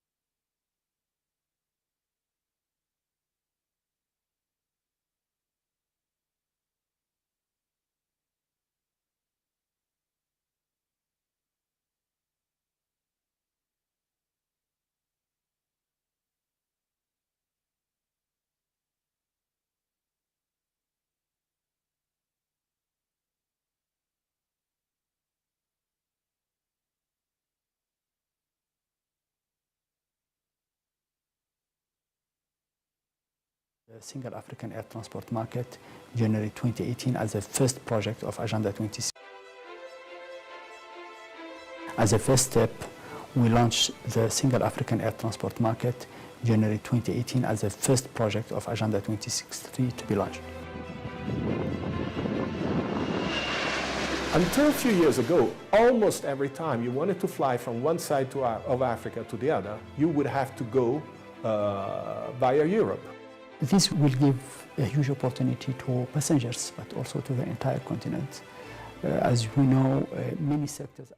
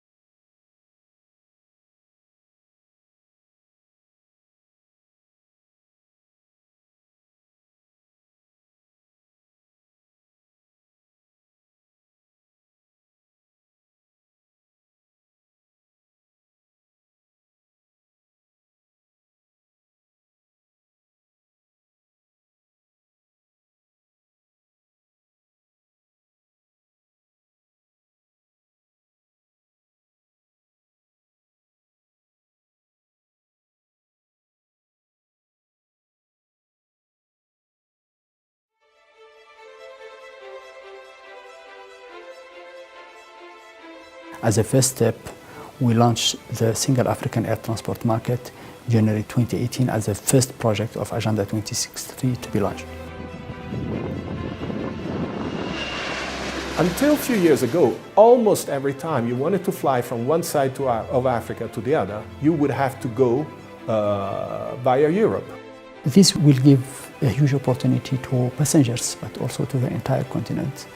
As we know, many sectors are really interlinked with civil aviation, but also the business in general. If air transport were to be liberalized amongst them, an additional 155,000 new jobs will be created. 1.3 billion will be added to the GDPs of the 12 countries, and it would make travel much more easier, cost-effective, and make it competitive.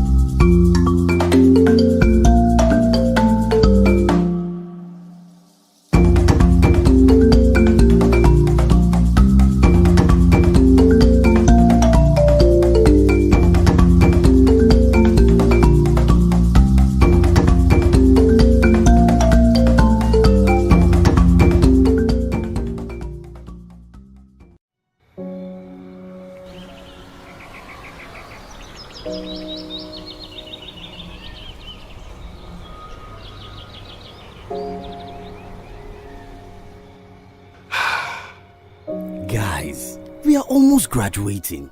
What does the future hold for us African youth? After graduating from college, is securing a job certain? I want to further my education. Why shouldn't I leave this country to seek other opportunities? As an aspiring fashion designer who would like to trade in textile all over Africa, how do I get funding for my business? Trade? Are we even sure of economic stability?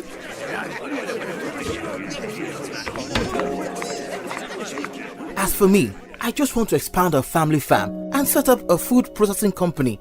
But how can I easily transport and sell my goods to other African countries?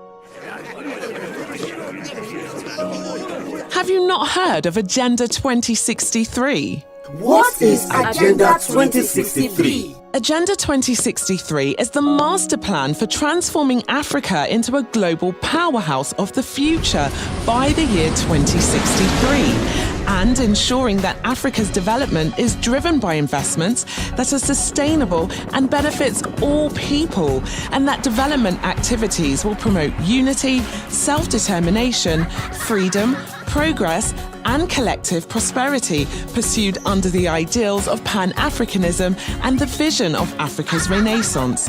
Do you know Agenda 2063 aims to increase investment in key infrastructure, improved agricultural practices, and better management of our natural resources, as well as access to quality health and education to enable Africans to unlock their full potential?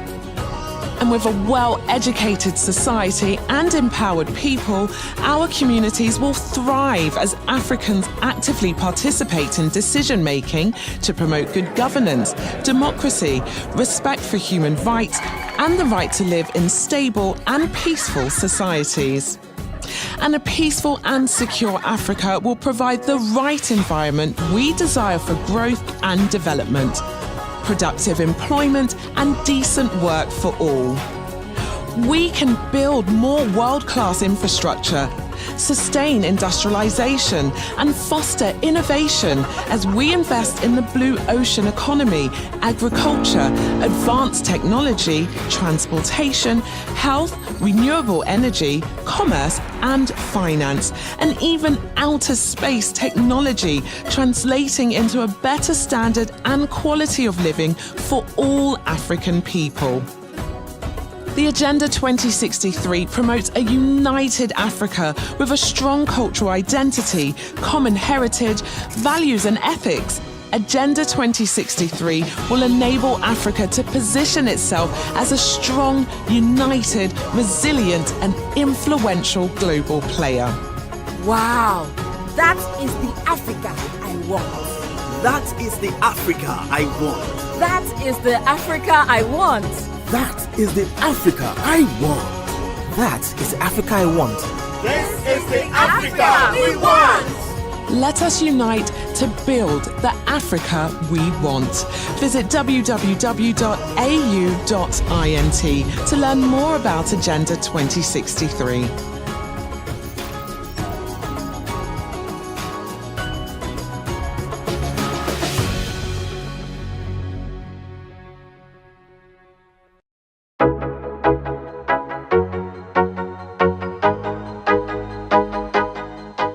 Introducing PAPS, the Pan-African Payment and Settlement System, supported by Bank, the African Union, and the AfCFTA, that's connecting cross-border payments in Africa today, linking banks, payment service providers, governments and fintechs, making intra-African trade faster, more affordable, more inclusive, and supporting our shared vision to be one unified market under the African Continental Free Trade Agreement, overcoming the fragmentation that created new borders, hampering intra-African trade for generations. With PAP's digital capability, you can reap the rewards of this transformation by enabling your clients' cross-border payments to be instant and cost-efficient, with transactions initiated and settled in local currencies, fully secure with best-in-class ISO 222 encoding,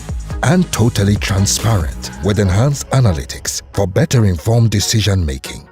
If you're ready to extend your reach across Africa and accelerate trade across borders for you and your clients, it's time to connect to PAPS. Connecting payments, accelerating Africa's trade. Discover what PAPS can do for you at paps.com.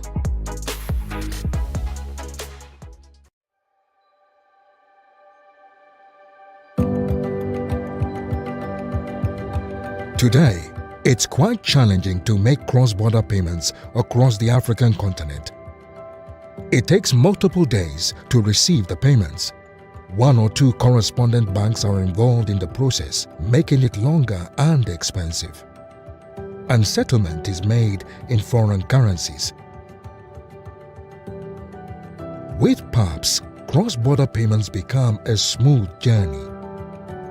First, an originator issues a payment instruction to their bank or payment service provider.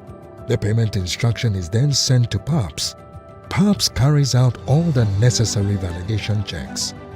Then the payment instruction is forwarded to the beneficiary's bank or payment service provider. And finally, the beneficiary's bank clears the funds to the beneficiary in their local currency by enabling super-fast real-time transactions that begin and end in the local currency with convenient pre-funding in the currency of the country of origin and settlement guaranteed by AfCFTA Bank, with net settlement across all participating banks at the same time, 11 o'clock UTC every day. To be part of this great transformation to make faster and more affordable payments across Africa, make online purchases country to country, and send remittances across the continent. Join the fast-growing network of PAPS participants.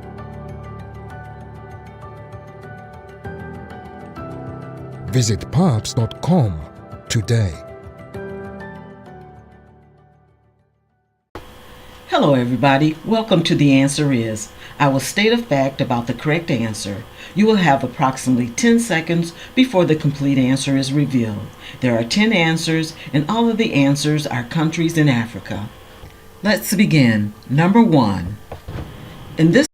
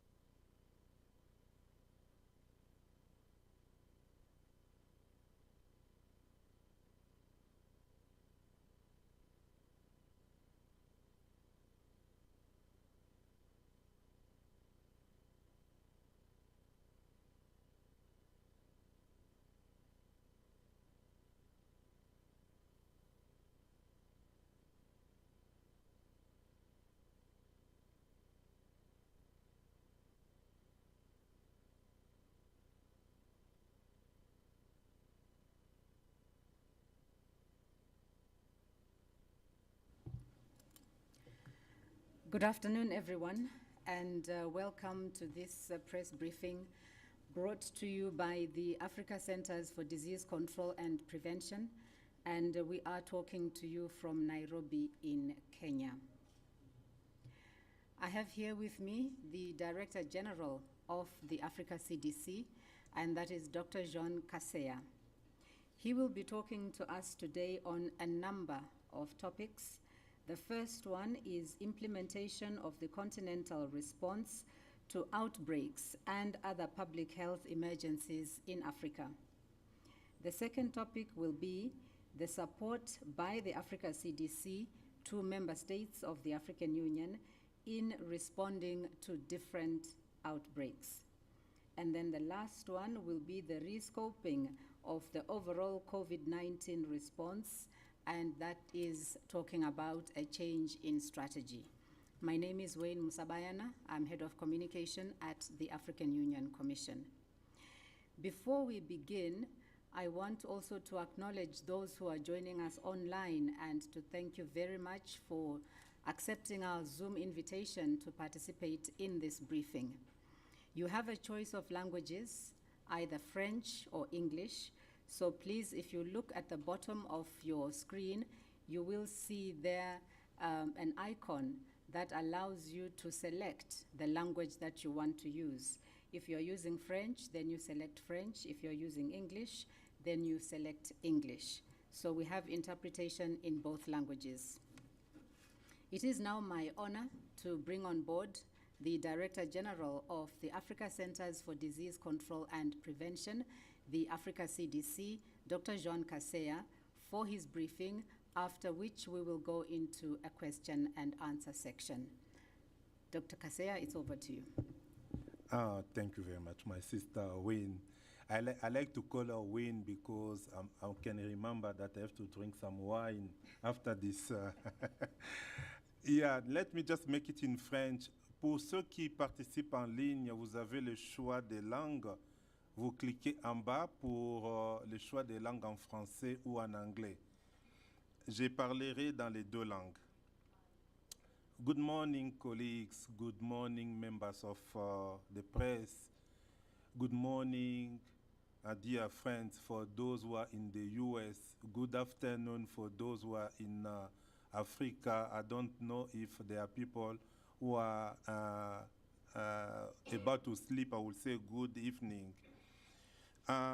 I'm delighted to greet all of you from the AU, African Union Media Coordination Meeting that is bringing our head of state in Nairobi, in Kenya.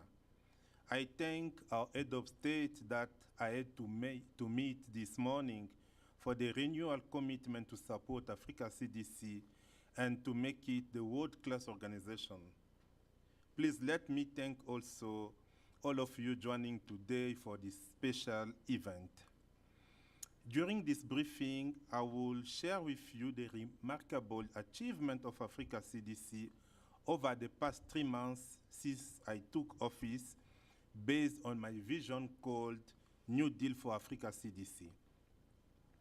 It is my commitment and conviction that Africa CDC will effectively carry out its mandate if we address the existing organizational and structural gaps that currently are affecting the organization. Then, because we started to tackle all of these challenges, let me share with you the good news that we got from the AU Media Summit. The first one, we successfully managed to operationalize our Africa CDC governance structures. For information, we have 4 governance structures. The first one is the High Council of Head of State. We have 10 of them guiding and providing strategic advice and guidance to Africa CDC. The second one is the governing board that is comprised by ministers of health and other non-voting members and partners. That is the strategic board to approve a number of our policies and documents. The third one is what we call the Advisory Technical Council, where we have a number of our experts coming from all countries and providing guidance to the support, providing support to Africa CDC. And the last one is the Secretariat of Africa CDC, led by the Director General. Colleagues, dear friends, let me share with you that since 2020, our governance structures didn't meet physically to support Africa CDC due to the COVID crisis. This is why in Nairobi we managed to have the Advisory Technical Council meeting. We had around 30 people coming from various countries, and this meeting led for the choice of a new bureau led by our colleague from Mozambique and supported by another colleague from Nigeria. Then we had another meeting. This is the governing board. This governing board, out of the 10 ministers we are expecting, we got 8 countries because 2 other countries from Northern Africa are still conducting negotiations. Currently, the 8 ministers who are board members of Africa CDC are Benin and Niger for West Africa, Botswana and Zambia for South Africa, Burundi and CAR, Central African Republic for Central, and Ethiopia and Mauritius for Eastern Africa. This is the first success for us to have our governance structures working and providing support to Africa CDC. What is the second success? The second success is we have our strategic plan 2023-2027 approved by the governing board. We cannot achieve anything without the vision, and the vision is translated into the strategic plan. The strategic plan is guiding all priorities of public health in Africa for the next 5 years. The development of the strategic plan undergone an extensive consultation process involving all 55 countries in Africa, all AU departments and agencies working around health area, and international and national partners in Africa and the world. This strategic plan has 6 major pillars or priorities. The first one is strengthening the integrated health systems in Africa. The second one is to build proactive surveillance, intelligence gathering, and early warning system in Africa. The third one is to ensure a robust early emergency preparedness and response capabilities for all public health emergencies in Africa. The fourth one is to strengthen the regional and national organizations like the National Public Health Institute. The fifth one is to expand the clinical and public health laboratory system and networks. And the last one is to expand the local manufacturing of vaccines, therapeutics, and diagnostics. To implement these 6 priorities, we have some enablers. Enablers are cross-cutting support activities that will help us to achieve what we want to achieve. The first one is to support, to have a skilled and best-in-class African public health workforce. Our community health workers, our healthcare workers are really at the center of our action to implement the program. The second one is securing sustainable financing for public health in Africa. We are talking about domestic funds, we are talking about external funds. The third one is to support integrated digital and analytical approaches to public health in Africa. We have also another enabler that is the climate change-oriented program. Knowing that we are facing a number of outbreaks due to the climate change, this is why the climate change is a key enabler for us. We have also another enabler, that is to strengthen the public health research and innovation to improve public health decision-making process and practice. The last one is about partnership, how to have a coordinated, respectful, and action-oriented partnership that can help us to implement the vision that we have. This is the second result.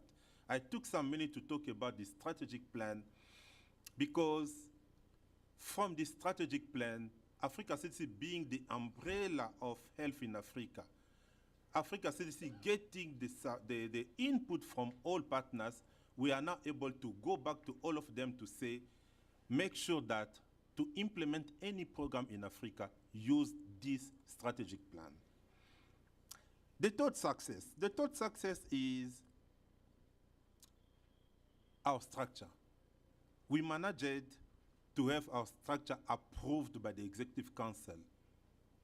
This is a meeting that took place 2 days ago from 9 a.m. till 4 a.m. the second day. During this meeting, our Ministers of Foreign Affairs, who are members of the African Union Executive Council, approved the new structure of Africa CDC. What it means? It means we are moving from a small number of regular staff to an appropriate number of regular staff. We are moving from a structure that was around 300 people to a structure that can now accommodate 900 people. And for that, this is good news for us. It's giving us the opportunity to fulfill our mandate to build a stronger, more efficient organization capable of tackling future health challenges across the continent. This is the way for me and the opportunity for me to call upon all countries, all African talents, all African experts to start to look our website. We want to hire around 100 skilled and talented Africans by December 2023. And it means all positions will be advertised. We need Africa CDC to represent the diversity of Africa in terms of gender, in terms of geography, in terms of language. Feel free to go because our applications are advertised in all languages. As Director General for Africa CDC, while I'm talking about this 3 successes from Nairobi, I can't skip talking about what we are doing on a daily basis. It means supporting our member state to manage a number of outbreaks that we have. For your information, every week we have at least 2 public health threats, including outbreaks or major diseases in our continent affecting our member state. Actually, we are following some high-risk events and moderate events in addition to others. Some of these high-risk events are like cholera. Cholera is affecting 15 member states. It means almost 30% of countries, with around 2,600 deaths till date. This is huge. We are also following measles. Measles affecting 22 member states, with almost around 2,000 deaths. We are following COVID-19. Many people, they think that COVID is the past. It's not the past. We still have COVID. As a reminder, we have around 260,000 deaths due to COVID. We are following diphtheria in some countries like Nigeria, with a number of deaths. We are also following monkeypox in 5 member states, with already around 2,600 deaths. And of course, we are following polio that is affecting 10 member states. Every day, we have colleagues running, going to support countries. Just for cholera, we have to affect 1,300 experts and community health workers to support Malawi and 2 other countries. to tackle this disease. It means Africa CDC is really safeguarding the public health in Africa. And we hope that with all tools that we have now, with our governance structures in place, with our structure of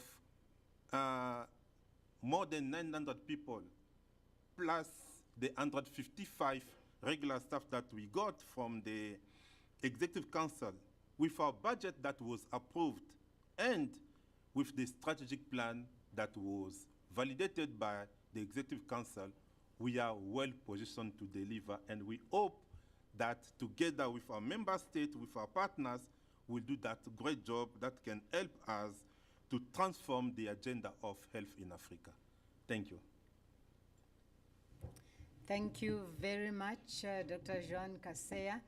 Colleagues, there you have it, a complete breakdown of some of the processes that have been going on to ensure that Africa CDC has been fully capacitated, and also the rundown of some of the challenges, the public health challenges that we are facing on the continent. It is now time for us to get into our question and answer section. So from the room, we will have a show of hands so that we know who has a question or a comment to make. And online, please utilize the chat section. We are not taking any live calls, but please do send your questions in through the Q&A or the chat section.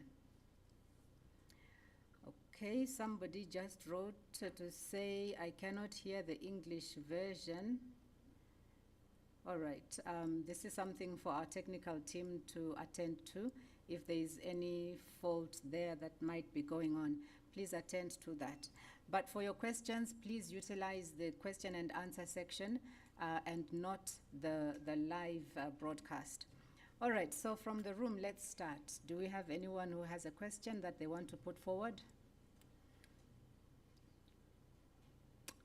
Kennedy, Pana Press.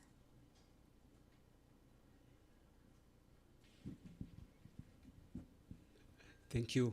My name is Kennedy Abao. I work for Pan-African News Agency. My question is, you mentioned the Africa healthcare system. Could you explain to us what you mean by that? Just try to break it down for us so that you understand what you mean by the healthcare system and why you need to invest in it. And also on the other issue is, I remember some countries did invest money in keeping the CDC to come to operation. But what are the African countries doing? What is their input in the CDC? How much of the ownership is African? Thank you. Thank you. Over to you, DG. Thank you very much. I think, Kennedy, these are two important questions. And when we are talking about Africa healthcare system, you know, I used to say to colleagues that when I started my public health 25 years ago, we're talking about primary health care. Primary health care, you know, we had some entry point. Each country could use each one of the entry points to build the system. Mostly, many countries, they were focusing on one. Maybe it could be vaccination, maybe it could be nutrition. But we saw that with this approach, we are not really building the system. Then we moved from primary health care to embrace the concept of health system strengthening.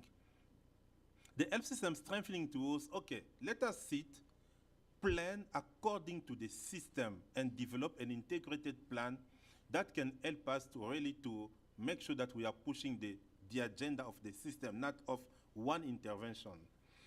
And this health system strengthening came with some pillars, what we call the key 5 pillars of the health system strengthening, like human resources, like coordination, like financing, like supply chain management, like monitoring and evaluation, and others. You can see other, they will also add like community health interventions. These key pillars were almost cross-cutting pillars for interventions, how to strengthen that to make sure that we are moving with the agenda of health in Africa. Then we saw that there was something that was missing. It was the appropriate funding of the system, domestic funding mostly. This is why we came with the concept of universal health coverage. If you see the universal health coverage, it's mostly the health system strengthening based on the primary health care plus the financing component. We did very well. Some countries, they started to achieve some global agenda. I don't want to name countries, but I'll congratulate these countries. And when COVID came, we understood quickly that there was a missing component. This missing component is the local manufacturing. Let me share with you, colleagues, that we have only 1% of our vaccines we are using in Africa produced in Africa. It means when we got COVID, all of us were affected. We didn't have appropriate vaccines and medicines. This is why we moved from universal coverage without saying we are stopping that. We are not stopping universal health coverage. We moved from universal coverage to the pandemic preparedness prevention response. If you see the pandemic preparedness prevention response, the way we are approaching that, it's really the primary health care, the health system strengthening, the universal health coverage, plus local manufacturing. The strategic plan that we are sharing with you today, it's really based on the pandemic preparedness prevention and response. Why? Because I had to share it for our Minister of Health, I have to share it for Minister of Foreign Affairs, I have to share it with Head of State. I want communities to know in the next 5 to 7 years, we'll have another pandemic. This pandemic can kill more than COVID killed. This pandemic can destroy our economy more than COVID destroyed our economy. It means when we are talking about the concept of African healthcare system, it's really to see how we are approaching the pandemic preparedness response based on all pillars that I have to explain to you today. Your second question about investment in from African countries.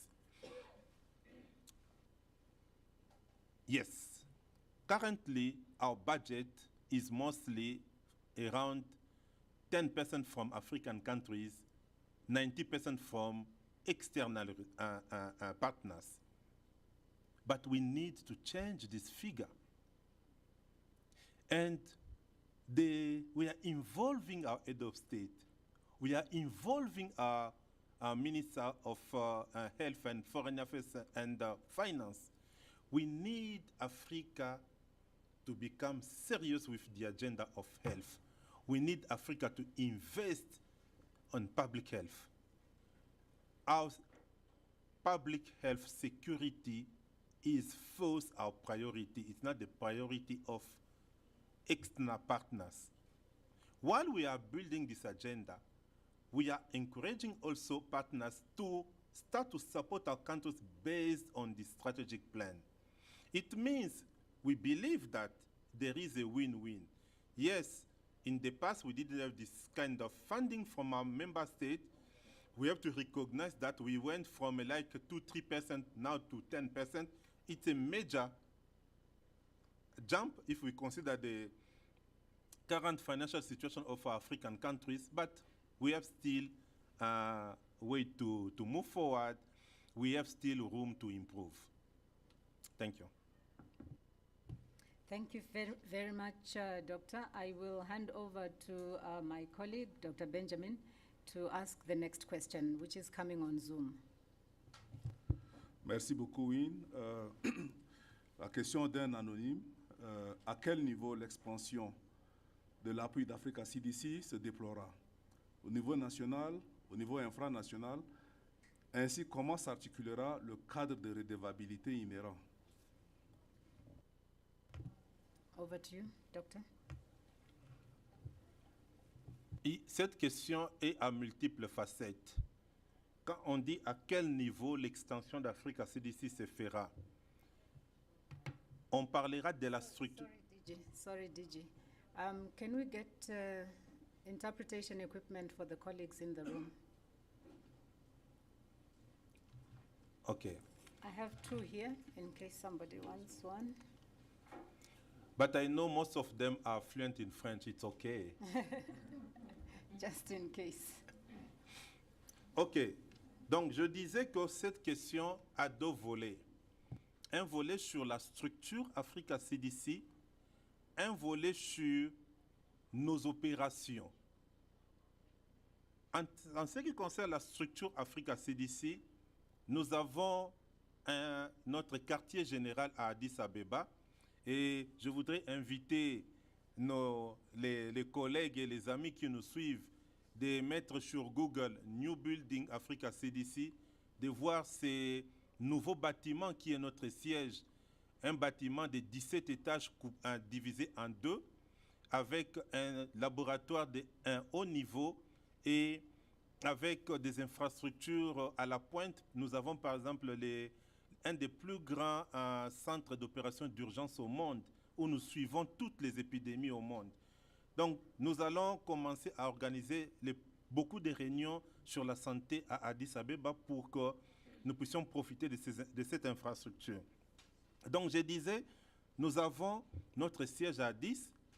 Nous avons des démembrements au niveau régional, au niveau des 5 régions. Centrale, Afrique, centrale, Sud, Est, Ouest et Nord. Et nous avons ce qu'on appelle des Regional Coordination Centers, en anglais, les centres de coordination régionale en français, où l'action d'Africa CDC se déploie au niveau régional. Et au niveau des pays, nous avons ce qu'on appelle les points focaux, et nous sommes en train de promouvoir de plus en plus comment réorganiser nos bureaux au niveau des pays. Ça, c'est au niveau de la structure. Maintenant, au niveau des interventions, Africa CDC n'est pas un partenaire de mise en œuvre qui va vacciner les enfants sur terrain ou qui va donner la vitamine A. Non.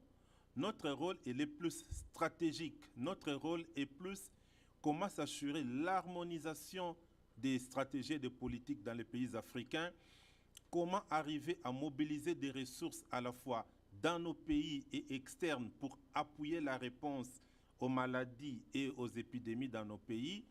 Troisièmement, comment s'assurer que nous avons des partenaires solides qui mettent en œuvre en collaboration avec les directives et les orientations d'Africa CDC, et aussi comment on renforce les capacités de nos organisations nationales et locales pour assurer le bien-être de nos populations. Ça, ce sont des rôles majeurs d'Africa CDC.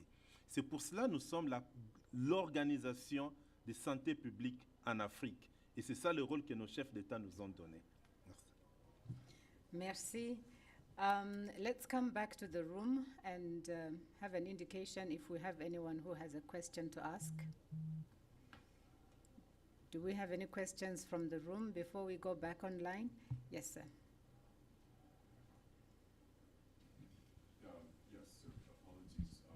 Yes, sir. Apologies. Just take the microphone. Awesome. Hi, my name is Sam Kamau. I'm from Africa Forward.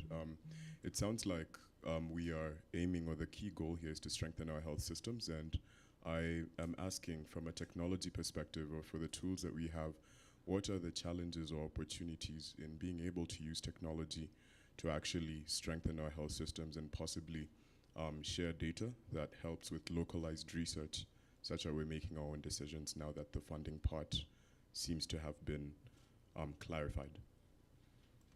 Director General. Thank you. Because the question is well crafted in English, I will answer in English. Look, when I described the pillars of our strategic plan, I also talked about enablers. One of the key enablers is the digital program and innovation. You are right, my brother. We will never achieve the agenda of public health in Africa without taking into consideration the technology and digital approach. Currently, I was discussing with a minister in Madrid 1 month ago, an African minister of health. He told me that he got so many partners coming to him and providing information about the digital program. He was just saying yes.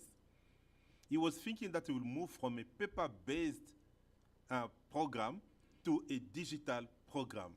At the end, this minister got 11 different digital platforms without interoperability, some of them piloting in one region, others piloting a specific program, others again piloting interventions.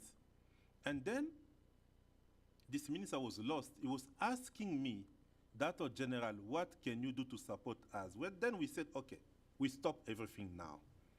What we'll do, we'll organize a digital health summit. I want to thank the president of Benin and the president of other countries who want to host this summit. This digital health summit will help Africa City to bring all partners who are working on the digital program in Africa. We'll give them our vision, because we have a vision for the digital program in Africa. Then we'll ask them, based on this vision, how they can contribute. We want to have a digital program that can be implemented in all 15 countries with interoperability that can help the exchange of information and data.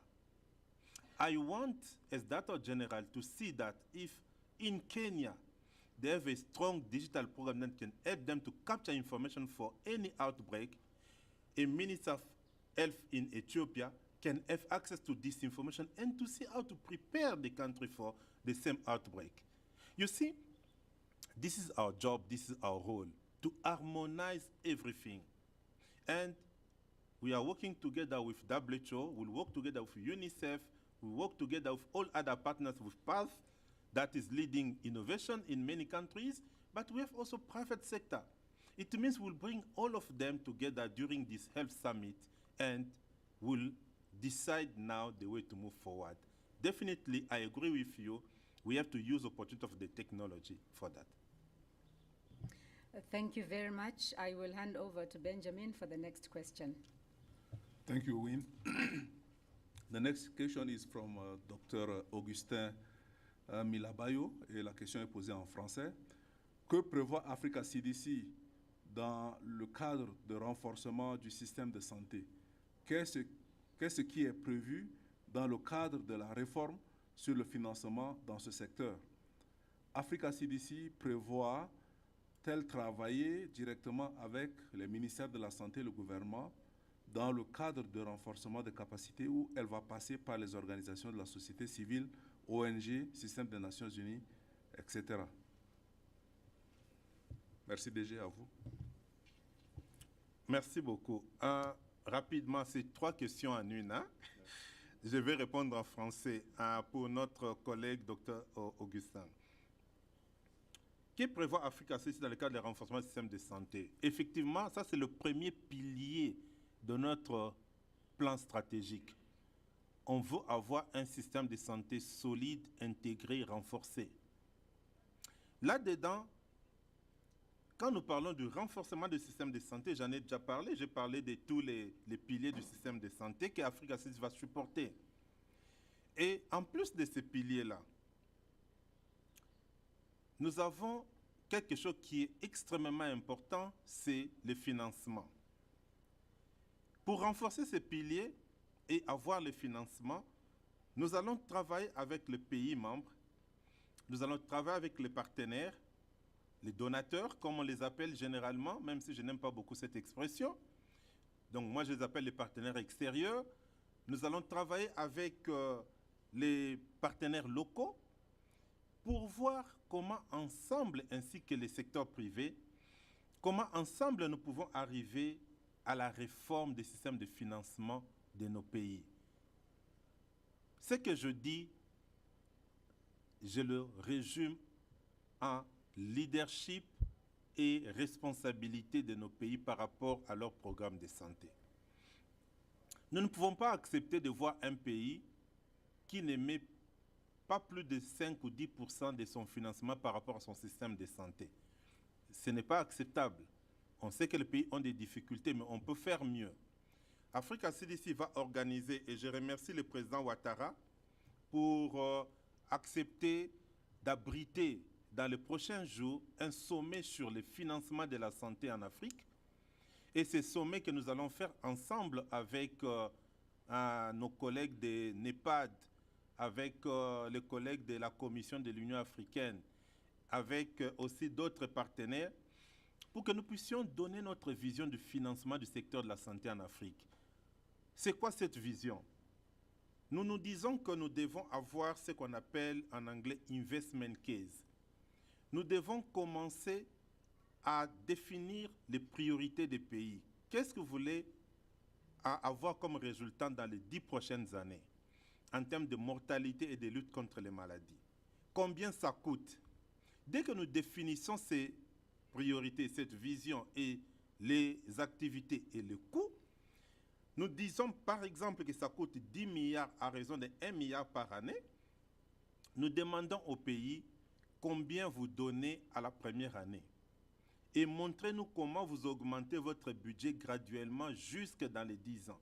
Et c'est là où Africa CDC, dans notre rôle en anglais on appelle ça convening power, notre rôle qui met tous les partenaires ensemble, nous allons amener tous les partenaires, Global Fund, Gavi, l'OMS, l'UNICEF, UNAIDS, all of them, on les met ensemble autour du pays, on dit, voici le plan du pays, ils ont besoin de 1 milliard, mais compte tenu de la situation du pays, ils commencent par 150 millions ou 200 millions, comment nous couvrons les gaps? Et nous avons des mécanismes maintenant, tous les 6 mois, de faire le monitoring, à la fois programmatique et financier, et nous suivons chaque fois comment les déboursements se font au niveau du ministère des Finances, comment ces budgets augmentent progressivement. L'objectif, c'est quoi? Avec ces plans de 10 ans, nous pouvons voir que le pays commence, le pays le moins qui participera sera au moins entre 50 et 60%. Ce qui sera déjà un grand succès en Afrique. Merci. Thank you very much. Let's come back to the room to see if anyone has a question.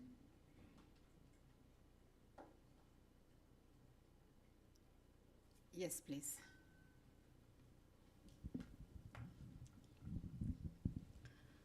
My name is Pasil Telewa from Standard Group, and I'd like to know from the DG's desk, because I understand the Africa CDC last year, 2 years ago, 2021, signed a partnership, to ensure that there is more vaccine production across Africa. However, this was a partnership that didn't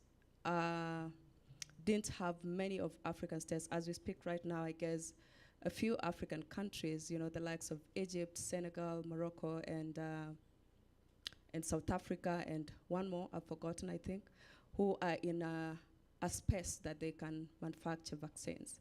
What is it that you think has been ailing us? Because from where you sit, I know you understand what problems we are facing.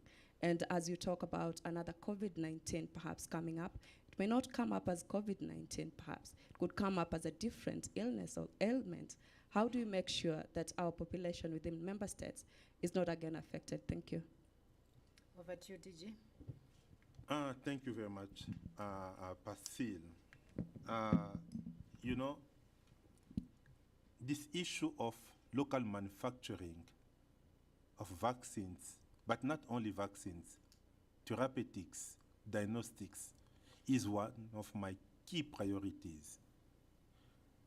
Let me share with you some data. 1% of vaccines we are using in Africa, manufactured in Africa. 30% of medicines we are using in Africa, manufactured in Africa. Less than 5% of diagnostics we are using in Africa, manufactured in Africa. It means today Africa is not secured. It means today if we have another pandemic, we are exposed.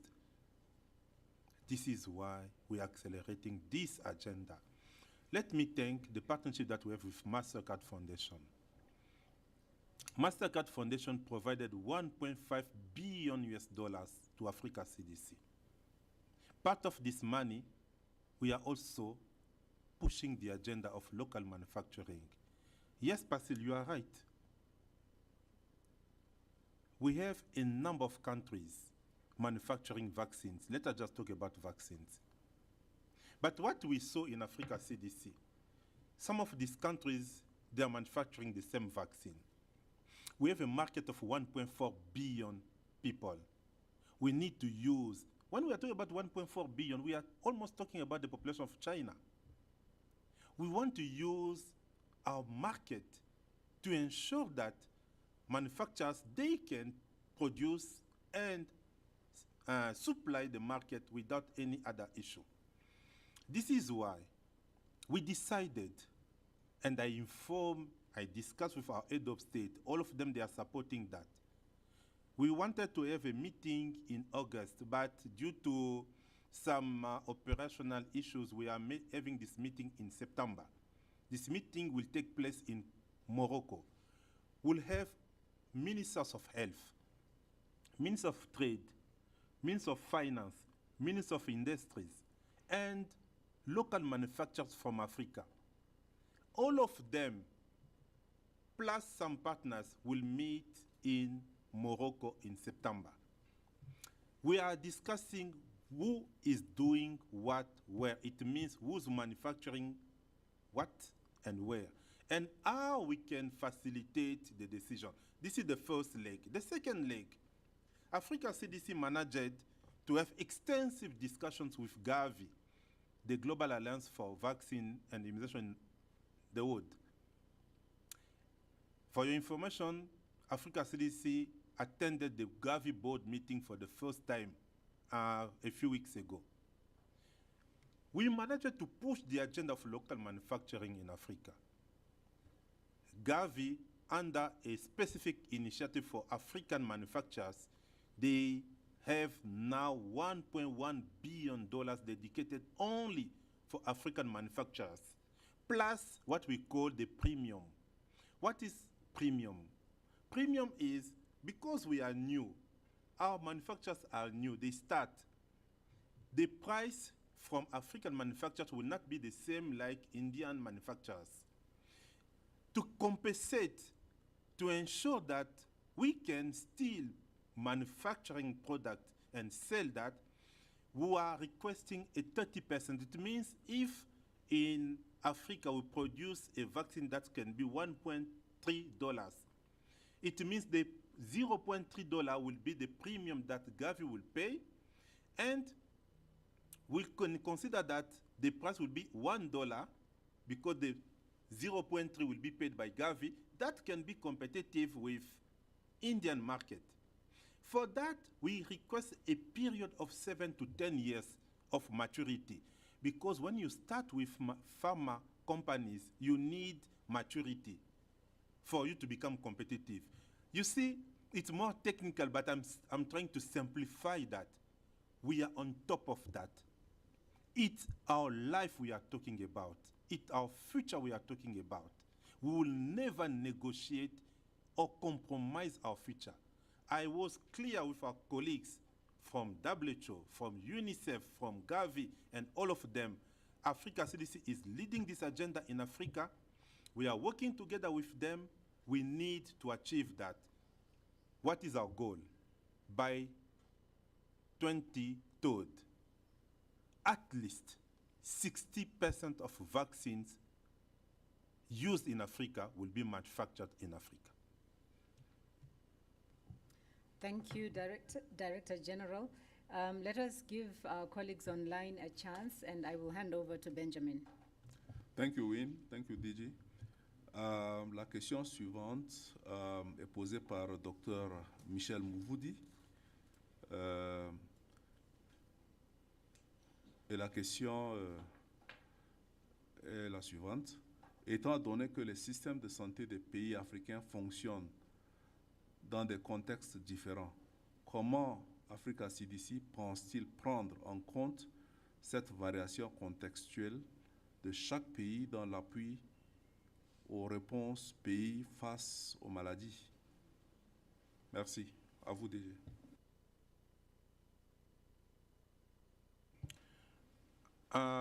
Dr Mouvoudi a totalement raison. On a différentes catégories de pays en Afrique.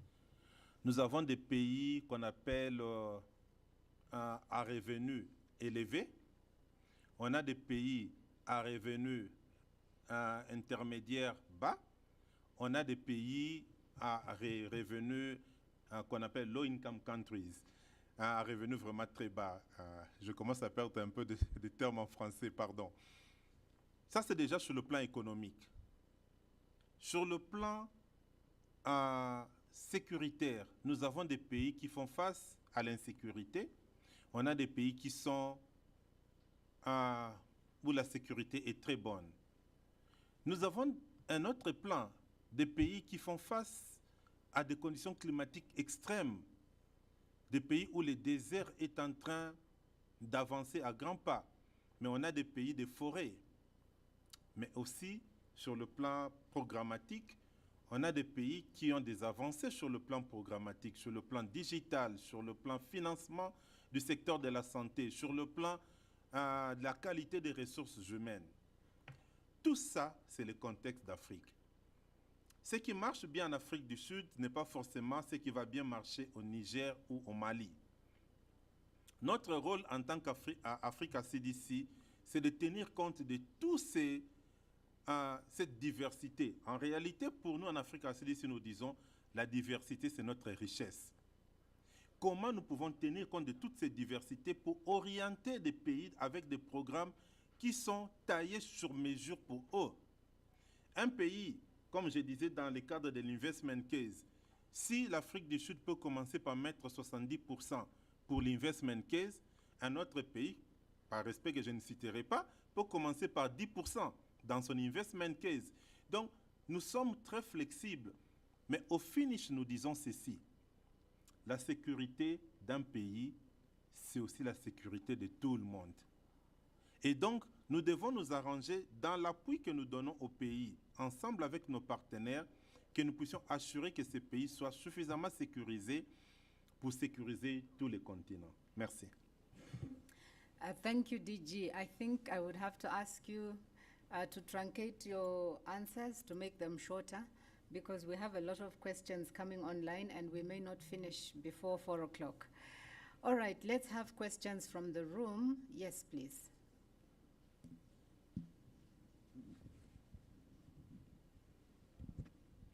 Good afternoon. Mwangi Maina from the Standard Media, Kenya. DG, my question to you is, in recent years before you took over, we witnessed not a so good relationship between the Africa CDC and the World Health Organization. And this kind of friction, which manifested itself like a tough war between the Africa CDC and the WHO. You've now taken over the institution. What kind of a relationship have you been able to establish between the Africa CDC and the WHO, and what kind of institution to institution cooperation should we expect in coming days? DJ? Oh, thank you very much, my brother. Let me first tell you quickly that the first person I called, or who called me, was the regional director, WHO AFO, my sister, Dr. Moeti, when I was elected. Since then, every week we have a call. I believe that relationship at organizational level start with relationship at personal level also. We are leaders of these organizations. We are trying to harmonize everything. And you must know that WHO is member of our governing board, of our advisory and technical council. I also have very good relationship with my big brother. I have to call him my big brother, Dr. Tedros. You see, we have these personal relationships are helping us to see how to drive the agenda of organizations.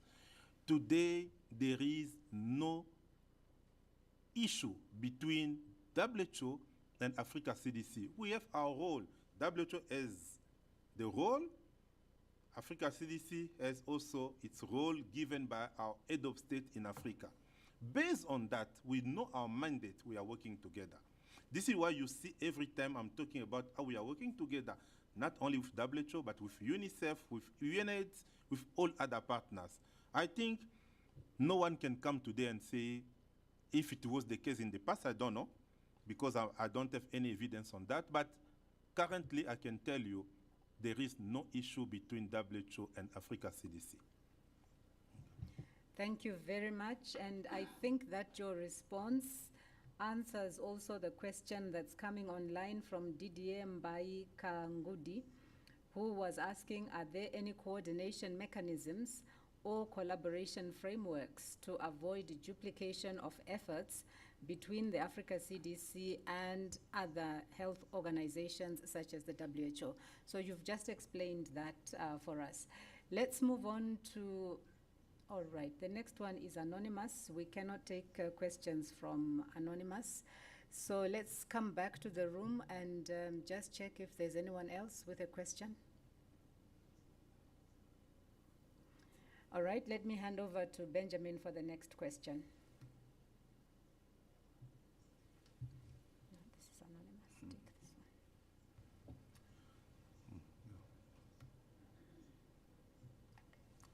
one. La question suivante est de M.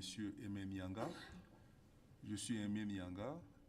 La RDC étant un véritable réservoir des épidémies en Afrique, je suggère à ce que l'équipe Africa CDC RDC soit élargie en ressources humaines en vue d'accompagner le ministère de la Santé publique, prévention et contrôle de l'infection à faire face au mal tentaculaire qui déchire le social du peuple congolais et d'Afrique en général. Quelle procédure Africa CDC applique pour qu'un personnel passe d'un membre non permanent à un personnel permanent? Didier? Oh, merci à notre collègue qui a posé cette question.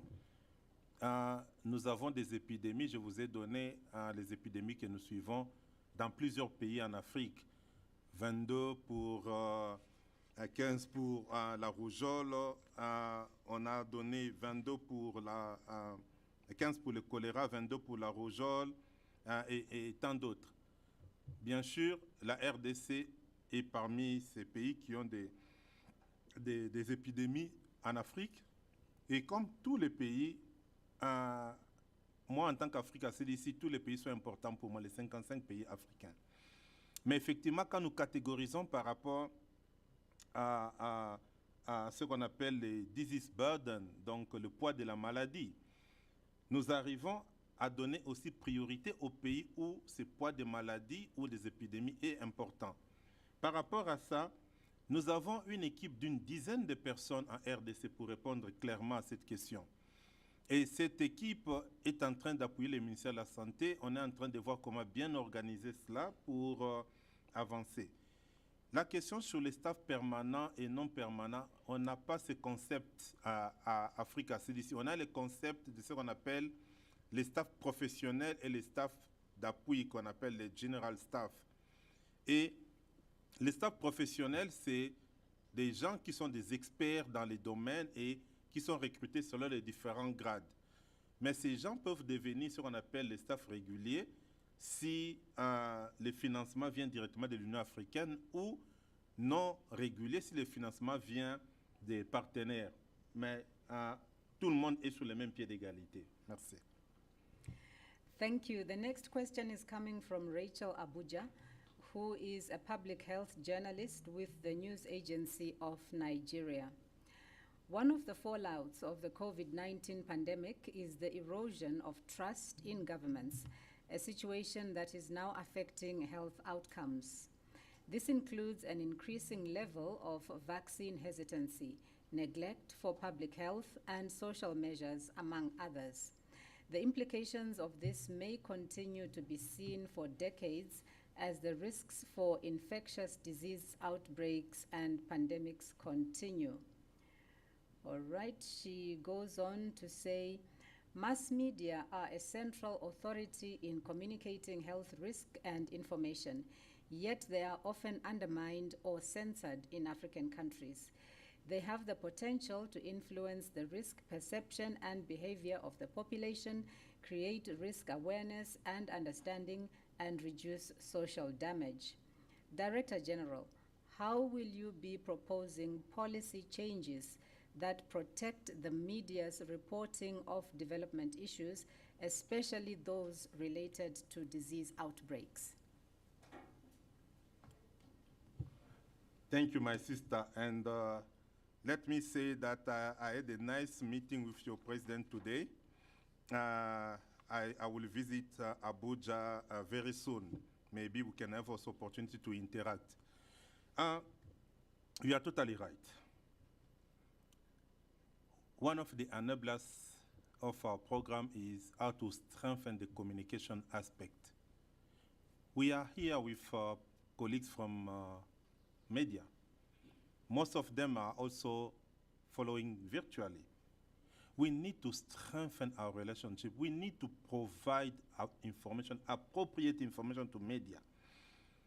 I learned from my little experience that where you don't have information, you have rumor. And if you have rumor, it can destroy your program. We need to strengthen. I think regularly we need to have this kind of engagement with media. You didn't send me your questions. I'm responding openly and directly. It means feel free to ask all questions. Regarding vaccine hesitancy, I took time to see data. You will see if that one was the case in some countries regarding COVID, but for other antigens, it was not the case. It means people, they still accept vaccines, but due to some rumors around the COVID vaccine, some of them, they were reluctant. This is why we said in our, the way we are moving with our program, we are integrating the COVID vaccination into the routine system. That one will help our populations, our communities to see that Africa CDC is not there for COVID vaccine only. Africa CDC is there to support the whole vaccination program and the whole system. By also improving in our policies, the policy can be improved by ensuring that the dialogue between member states, media, Africa CDC and all partners will help us to know exactly what is the issue, how to answer to the issue. Then, one word to answer this question, communication. Thank you, Excellency. Actually, I think that's a challenge to all of us in this room because that's really our job. So communication has been flagged as being key in terms of combating rumors. Let me hand over to Benjamin for the next question.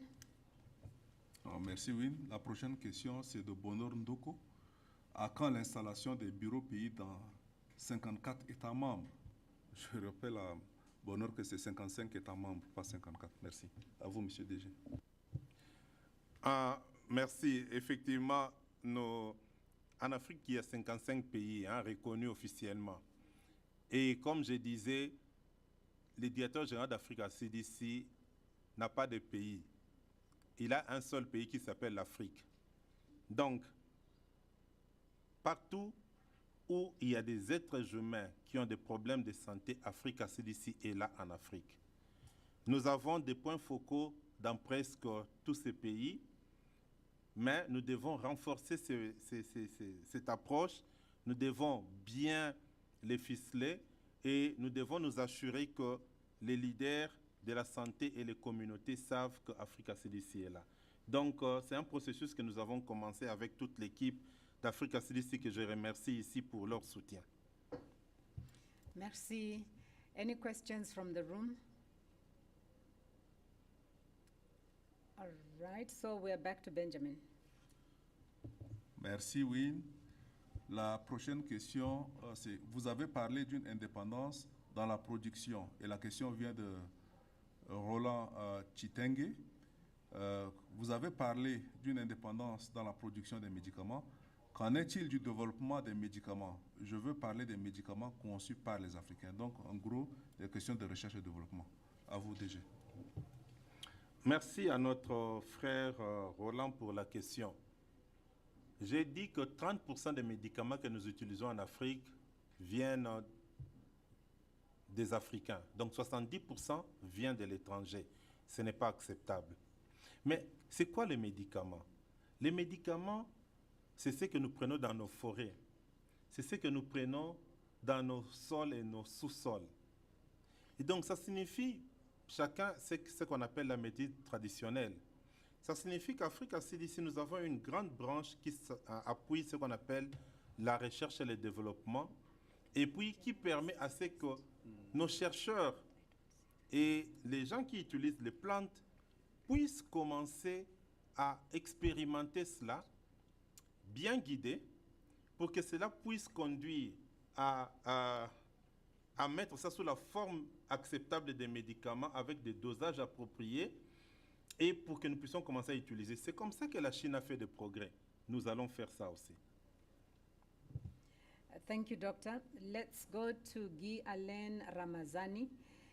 He says, thank you, Doctor, for the presentation. What kind of challenges do you get when you are building the public health system in the countries with COVID-19?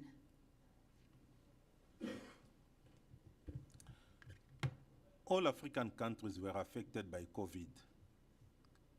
And we had some countries seriously affected, others it was moderate, and we have also the third category where it was not too bad. It means when we are discussing the issue of health system strengthening, we are taking it into consideration that aspect. And as we said, we are supporting countries based on their context and their realities. We have so many challenges, starting from human resources, availability of quality and quantity human resources. We are talking about supply chain management. We are talking about information system. We are talking about financial mechanism. We are talking about coordination mechanism. Let me talk about coordination mechanism, the last one. Colleagues, out of 55 countries, we just have around 10 countries with National Public Health Institute functional. What is a National Public Health Institute? You know, in many countries, when they have outbreak, they put in place an ad hoc committee led by an expert. They will do that for Ebola, they will do that for COVID, they will do that for measles, and then at the end, you have maybe 5, 6 ad hoc committees. But if you have the National Public Health Institute, this is the house for a country to lead the preparedness and the response to outbreak. It means to respond to our colleague, we are saying we are tackling all of these challenges by putting in place mechanisms like the National Public Institute to manage all of these outbreaks. Thank you. Over to Benjamin for the next one. Merci, Win.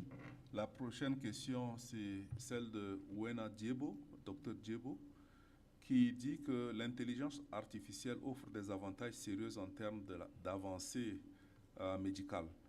Comment Africa CDC peut tirer profit de l'intelligence artificielle dans le domaine de la prévention des maladies infectieuses? À vous, DG. Merci beaucoup. Intelligence artificielle, nous sommes tous, on voit comment on peut utiliser cela. Ça change le monde aujourd'hui. Et il y a quelques semaines, quand cela avait été annoncé, même on a vu des catastrophes dans les universités où les étudiants pouvaient avoir des questions venant de l'intelligence artificielle. Ça signifie que la santé peut bénéficier de ça. Il y a des questions qu'on peut poser, il y a les connaissances qu'on peut tirer de là. Nous devons utiliser toutes les technologies. J'ai déjà répondu à la question sur les technologies. Tout ce qui s'offre à nous, l'Afrique ne peut pas être en marge de ça. Nous avons créé un grand département dans la nouvelle structure. On aura quelqu'un à un niveau très élevé qui va diriger tout ce qui est nouvelles technologies, intelligence artificielle, pour voir comment Africa CDC va capturer tout cela pour nos programmes de santé. Merci. Any questions from the floor? All right, we go back online and we have a question from Yauba Saidu. When we look at the health-related SDGs, we see that progress towards targets has stagnated and even is sliding backwards in many African countries. Is there anything that the Africa CDC can do to help accelerate progress in its member countries? Thank you, Yauba. You are right. You know, let me give you another indicator. Before COVID, I won't name this country. We saw a country in Africa having around 1 to 2% of children zero dose. It means children who didn't get any vaccine. From 2019, 2020, 2021, with COVID, zero dose in this country jumped from 1 to 11%. When you have 11% of children not vaccinated, it means you are opening the door to all outbreaks. For us, if we continue like that, we are not moving with the agenda of SDG, but we are decreasing. And it means we are opening, we are putting our health system at risk.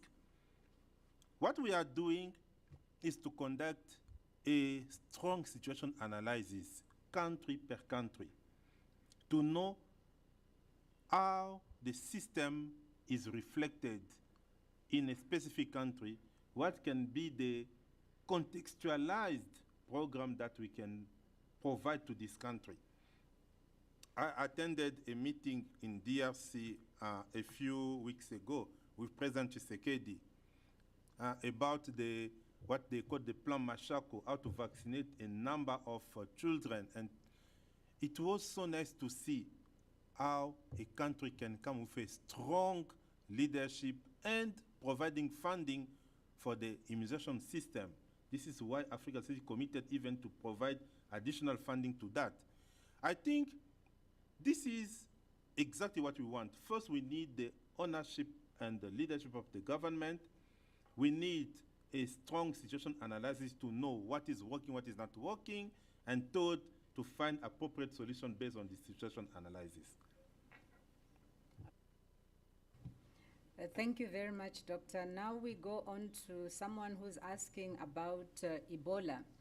And it is K-Cross, and they're saying, what are the specific strategies in place to counter Ebola in Central Africa? Ebola was so bad around 2015, 2016, when West Africa was affected. But we know also we had a number of cases of Ebola in DRC, in Uganda, and other countries. In the beginning, we didn't know that we had any countermeasure against Ebola. Today, I was talking with Professor Muyembe. He managed to put in place the countermeasures. It means we need to start when we have Ebola. We have also what we call the vaccination when you have the outbreak. We have vaccine today against Ebola. We have some medicines that we can provide to help people to prevent other infections. But the most important one is communication, information that we are providing to community, how to prevent the spread of this outbreak. If we have in place a strong communication system, if we have in place a strong surveillance system, the surveillance system will help us to detect the first case and to follow the contact. If we have in place a stock of vaccines and other medicines, and we are supporting with the communication component, these are key strategies that can help us to tackle Ebola outbreak in Central Africa. Thank you. Back to Benjamin. Merci, Wim. La question suivante est celle de Jean-Pierre Mourama qui dit quel rôle Africa CDC joue-t-il dans la gestion des crises de santé liées aux conflits politiques en Afrique? Et comment travaillez-vous en collaboration avec les acteurs politiques et les organismes internationaux pour garantir l'accès aux soins de santé dans ces contextes complexes? Merci à vous, DG. Merci à Jean-Pierre.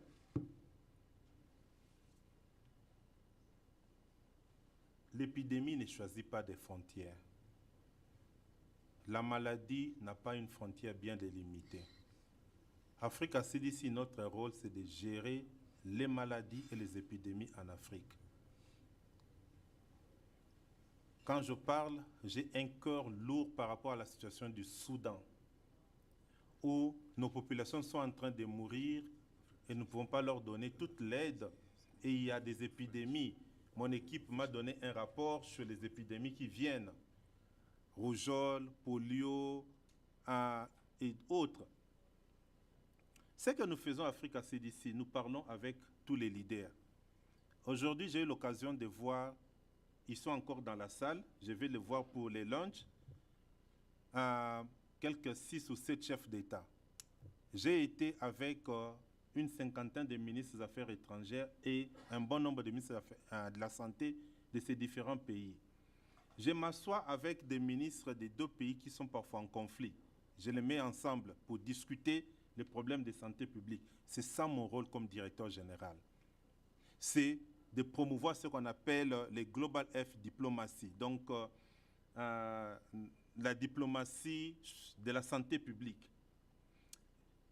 2 pays peuvent être en conflit, nous allons leur montrer l'intérêt de travailler ensemble par rapport aux problèmes de santé. Sinon, ces 2 pays vont disparaître. Donc ça, c'est mon rôle et je le fais. Si les gens suivent mes voyages, ils voient que mon équipe et moi-même, nous partons partout où les problèmes se posent. On essaie de mettre ensemble des équipes et dans notre rôle, nous coordonnons la réponse au niveau du continent et au niveau des régions. Merci. Thank you, Director General. The next question is a bit difficult to understand, but I'm going to give it to you anyway. It's coming from Jacques Miango. And Jacques says, bilateral relationship, win-win, is true only when you can bring some things to the table. What is Africa CDC bringing to the table to achieve its goals? Now, DG, I know you've spoken a lot about what the Africa CDC is doing, things that are funded by Africa, the interventions, the issues that you spoke about, local manufacturing, all these things are African-owned.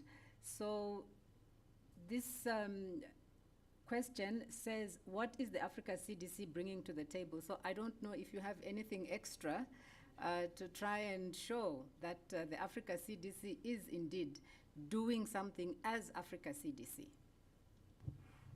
Thank you very much to our colleague. He's absolutely right.